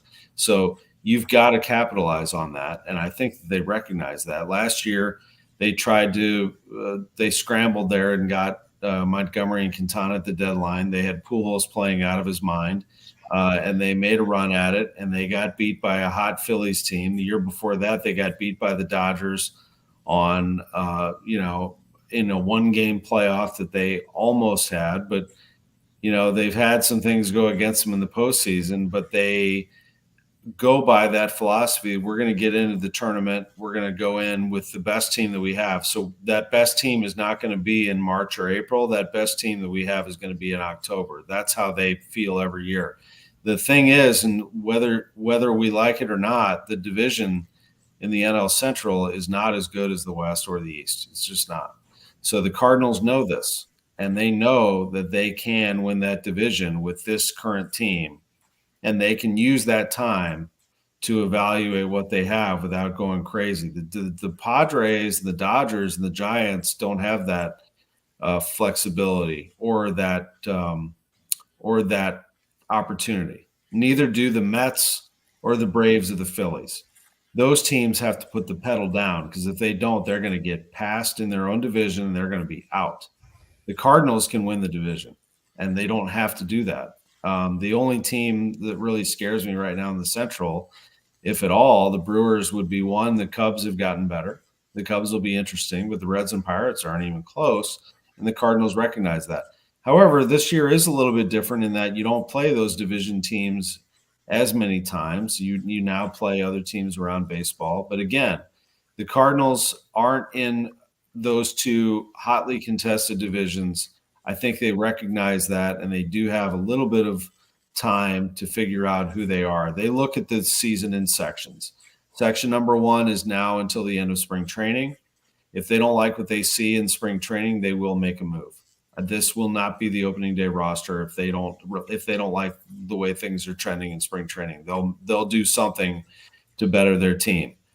They actually did that in 2000. They didn't like the way their outfield looked, so they traded for Jim Edmonds. That worked out pretty well at the end of spring training. And then the second section is opening day till July 4th. I think by July 4th, they know who they are and what they have. And then they use that month to put the hammer down on somebody at the deadline. And then it's from the deadline to the pennant race and into October. That's how they view the season. They don't look at it as, everything's got to be wrapped up by January. And I totally hear what you're saying, but I'm just telling you how the Cardinals operate. And I completely understand that. I grew up a Cardinals fan. I'm from St. Louis. I love this team. I want them. Looks like we got a little bit in that issue. Sorry about that, y'all. You still got me? Yep. All right. Got you back now. Can you hear me? Yeah. But anyway, this is, I grew up a fan. I totally understand how they operate. It's how they operate. And, I'd love for them to win every year. But the fact of the matter is that's just not their model. It's not how they do it. They are going to try to go as far as they can this season in sections and then get to the point where if they need to make a move, they will. That's just the way it is. I think that they were not going to push away somebody that they've grown from an opportunity. Yeah, I just wanted to. My bad. I just wanted to, I had that point. If you look over the past 25 years or so that the DeWitts have owned the Cardinals, their MO has been getting their top players through trades. I mean, four future and current Cardinal Hall of Famers were all acquired by trades. Jim Edmonds, Mark McGwire, Scott Rowland, Adam Wainwright. And just to name a few of the last 25 years that are on the Cardinals, Cardinal Hall of Famers who were acquired by trades. So, that's just the way, like you said, that's just the way they operate. It may be frustrating to a lot of us fans, but they haven't deviated from that plan for the last 25 years. Right. And Yachty and Pujols were homegrown, and Wainwright, even though he was acquired via trade, he was a really young guy that the only team he ever played for in the big leagues was St. Louis. So, that's somebody that they mentored through the system too. So they have a tried and true system that they believe works. They won the World Series in 2006. They only won 83 games. They won the World Series in 2011, and they barely made it. They made it on the last day. There were some teams. The 2004 team was incredible. They won 105 games. They got beat in the World Series by the Red Sox.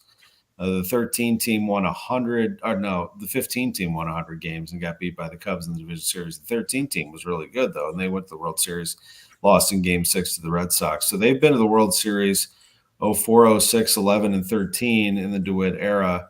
And, again, they've been to the World Series since the Yankees have been in it. They've been there twice.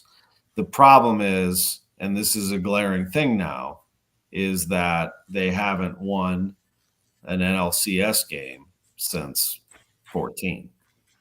They got beat by the Giants in 14, and then the Cubs got them in 15, 16, 17, 18. They went down in the final week, didn't make the playoffs. 19, they beat the Braves, get swept by the Nationals, on and on it goes. So it's been a little frustrating, a lot frustrating if you're a Cardinals fan in October, and they've got to figure that out. They've just got to figure it out. I truly believe that the Cardinals have done the math on just about every player out there as to how they would fit. But I believe that they have, 20, 30, 35 people in their front office on computers in that ballpark working on a daily basis for a reason. They run the numbers and they know what fits and what doesn't, and they just don't stray from that. And I'd be shocked if they ever did.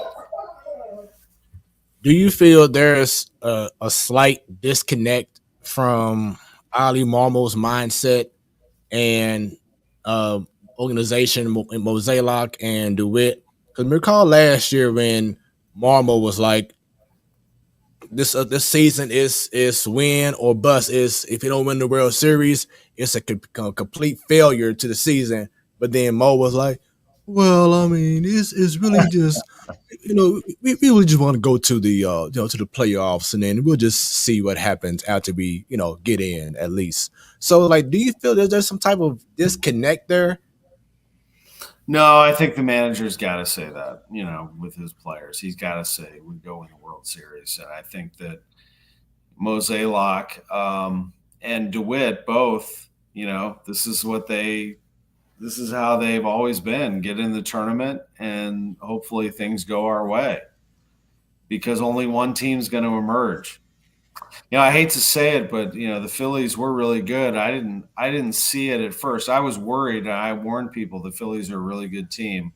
I didn't know they were going to win both games and sweep in two, but I knew they'd be a real challenge. But quite honestly, if the Cardinals had lost last year if they had beaten the Phillies and then lost in the division series, it would have been equally as heartbreaking. If they had lost in the CS, it would have been heartbreaking. If they had gotten with Pujols and Yachty all the way to the World Series and lost, it would have hurt too. By the way, if they had played, people are like, oh, this wild card round is not fair. I mean, you only play 3 games. Well, if it was a division series, a 5-game series, and you lose the first 2 at home, you're losing to the Phillies. I mean, they're gonna beat you in game 3 in Philadelphia or game 4 in Philadelphia. There's no way you come back from 0-2, I don't think, against that team. So it was going to hurt either way. It was tough. The Phillies got hot. It was unfortunately not the Cardinals' year from that standpoint. And, what was the problem in that series? What was the biggest problem? I don't think it was pitching. I mean, pitching was really good. Not at all. It was getting hitters. Yes. Didn't have the third, besides Pujols, where was the hitting? And Nolan and Paul just didn't have it. And that was the disappointing part of it, is that they just didn't have it. And in 2 games, they went out just that fast. But, so that, again, I circle back to what I said in the beginning. My biggest concern is who's the third guy? I'd love to say that it's going to be Jordan Walker, but he's only 20 years old. He turns 21 here in May. And it's a lot to ask of somebody who's never played the majors to just take off. But he is quite the specimen. I mean, he is a large man. He hits the ball a mile. The ball comes off his bat extremely hard. It's a different sound. He's a great, great guy. I'm very excited about what his career looks like. I just don't know that 2023 he's just going to step in and be Albert Pujols. But I do look forward to seeing what it's going to look like.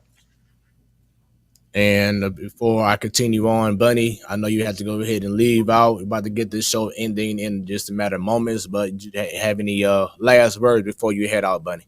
Yes, Tom. What about Chris Bryant, though? Wasn't he in the minor league system with the Cubs organization? And a lot was expected out of him. And when he got called up, a month after the season started, he took off. And the next year, that's when the Cubs won the World Series?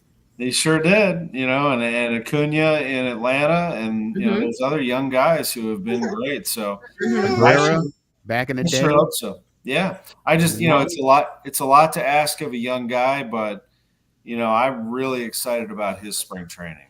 The Cardinals and Mosaic usually doesn't gush about one person as much as he has about Jordan Walker. So and others who have seen him. I've had a chance to talk to him here over the last couple of days, and I'm very impressed. But it'll be interesting. I mean, he can hit a breaking ball, he can hit a fastball, he's adjusted well. now it's a different animal. How does he look if he faces the major league competition? I'm pretty fired up about him. And by the way, Mason Wynn and some of these other prospects. Moises Gomez hit 39 home runs last year in the minors. I'd like to see what he looks like. And just watch it all play out. And my thing is, it doesn't matter. Well, to me, I don't see the age. If you're great, you just embrace whatever comes to you. You know what I'm saying? You know when you're special, when it doesn't matter what age you are, you want to be that guy and embrace that challenge of, hey, no, put the pressure on me. I want it because I'm going to show y'all how great I am. That's the kind of guy we hope that Jordan Walker can be. Without a doubt. With that being said, and Miss Williams did have a question, which I already know the answer to. Is there a strategy in regards to the Cardinals good enough to get to the playoffs, but not good enough to get to the World Series or to win the World Series? So that's what we've been talking about, is that their strategy is to be competitive and win the division. But right now, it's not good enough to be in the ranks of where the Braves have been or the Astros. They're not there at the World Series yet. And that's the issue that we've been having, is that you're only doing enough to compete and say, well, we're going to put a good product on the field, but are you doing enough to win the whole thing? And right now, I say no. Yeah, on that note, we talked about, I think you talked about a little before, talking about the strength of the division. I think that's null and void now, because now every team is going to play everybody. It's not, it's not front loaded with all the teams that you're going to play in your, single division. You're going to be playing everybody in the league. So, I mean, us competing against the Pirates and the Reds is going to be null and void. You're going to be playing against everybody, and you're going to have to compete against. And then when you get into the playoffs, you're not going to be playing the Reds and the Pirates in the playoffs. That is true. These other teams. That is true. Although, the Reds, Pirates, Brewers, Cubs are going to have to play all those teams too. So how are you better than those four? I think the Cardinals are better than those four is kind of what I'm saying. So I totally acknowledge that. You're not going to play those teams as much as you did before, but those teams are going to have to deal with the Mets, Phillies, Braves, Dodgers, not to mention, Padres, Giants, and then all those teams over in the American League too. Will you fare against all those teams better than the Cubs, Pirates, Reds, Brewers? I think that the Cardinals will. Whereas the West and the East, those teams are in a fight. Those are legitimately high payroll, really good superstar teams in those divisions, and the Cardinals don't have that kind of competition in their own standings. I hope that makes sense. Yeah, I think at some point they got to raise the bar and say, I gotcha. Instead of competing against division, okay, we're going to compete against the Dodgers. We're going to be competing against the Phillies, the Mets, all of these teams, instead of just thinking that we're just going to be competing against, the lowly teams in our division. You gotta raise the bar a little bit. Yeah, I hear that. Absolutely. Yeah. So with that being said, Tom, thank you for taking some time. I know it's a little bit longer than expected, but we talk about sports. You know how it goes. Yeah. So thank you very much for your time. If you don't mind staying on after the live stream is over, we'll do like a little post-show talk. Bunny, thank you very much for your time. I know you're busy. I'm pretty occupied right now at the household, but thank you very much. Sadal, stay on as well if you don't mind. Everyone else, it's the Platform Sports Talk Show. Once again, I'm your boy Smooth. Along with down below, we have Sadal, the real estate DJ. And to the right of your screen, it's your girl Bunny with her butterball, baby. Tell them bye-bye. And special guest, Tom Ackerman. There it is. He made a mistake. Oh, look at him. I think it would be hard to compete outside the division. We're going to find out. But with that being said, y'all have a great rest of your week. This is the Platform Sports Talk Show, and next week is the Man Cave. So stay tuned for some more goodies. We are out of here. Everyone have a good evening. Once again, Tom, Sadal, stay on for me. Peace, y'all.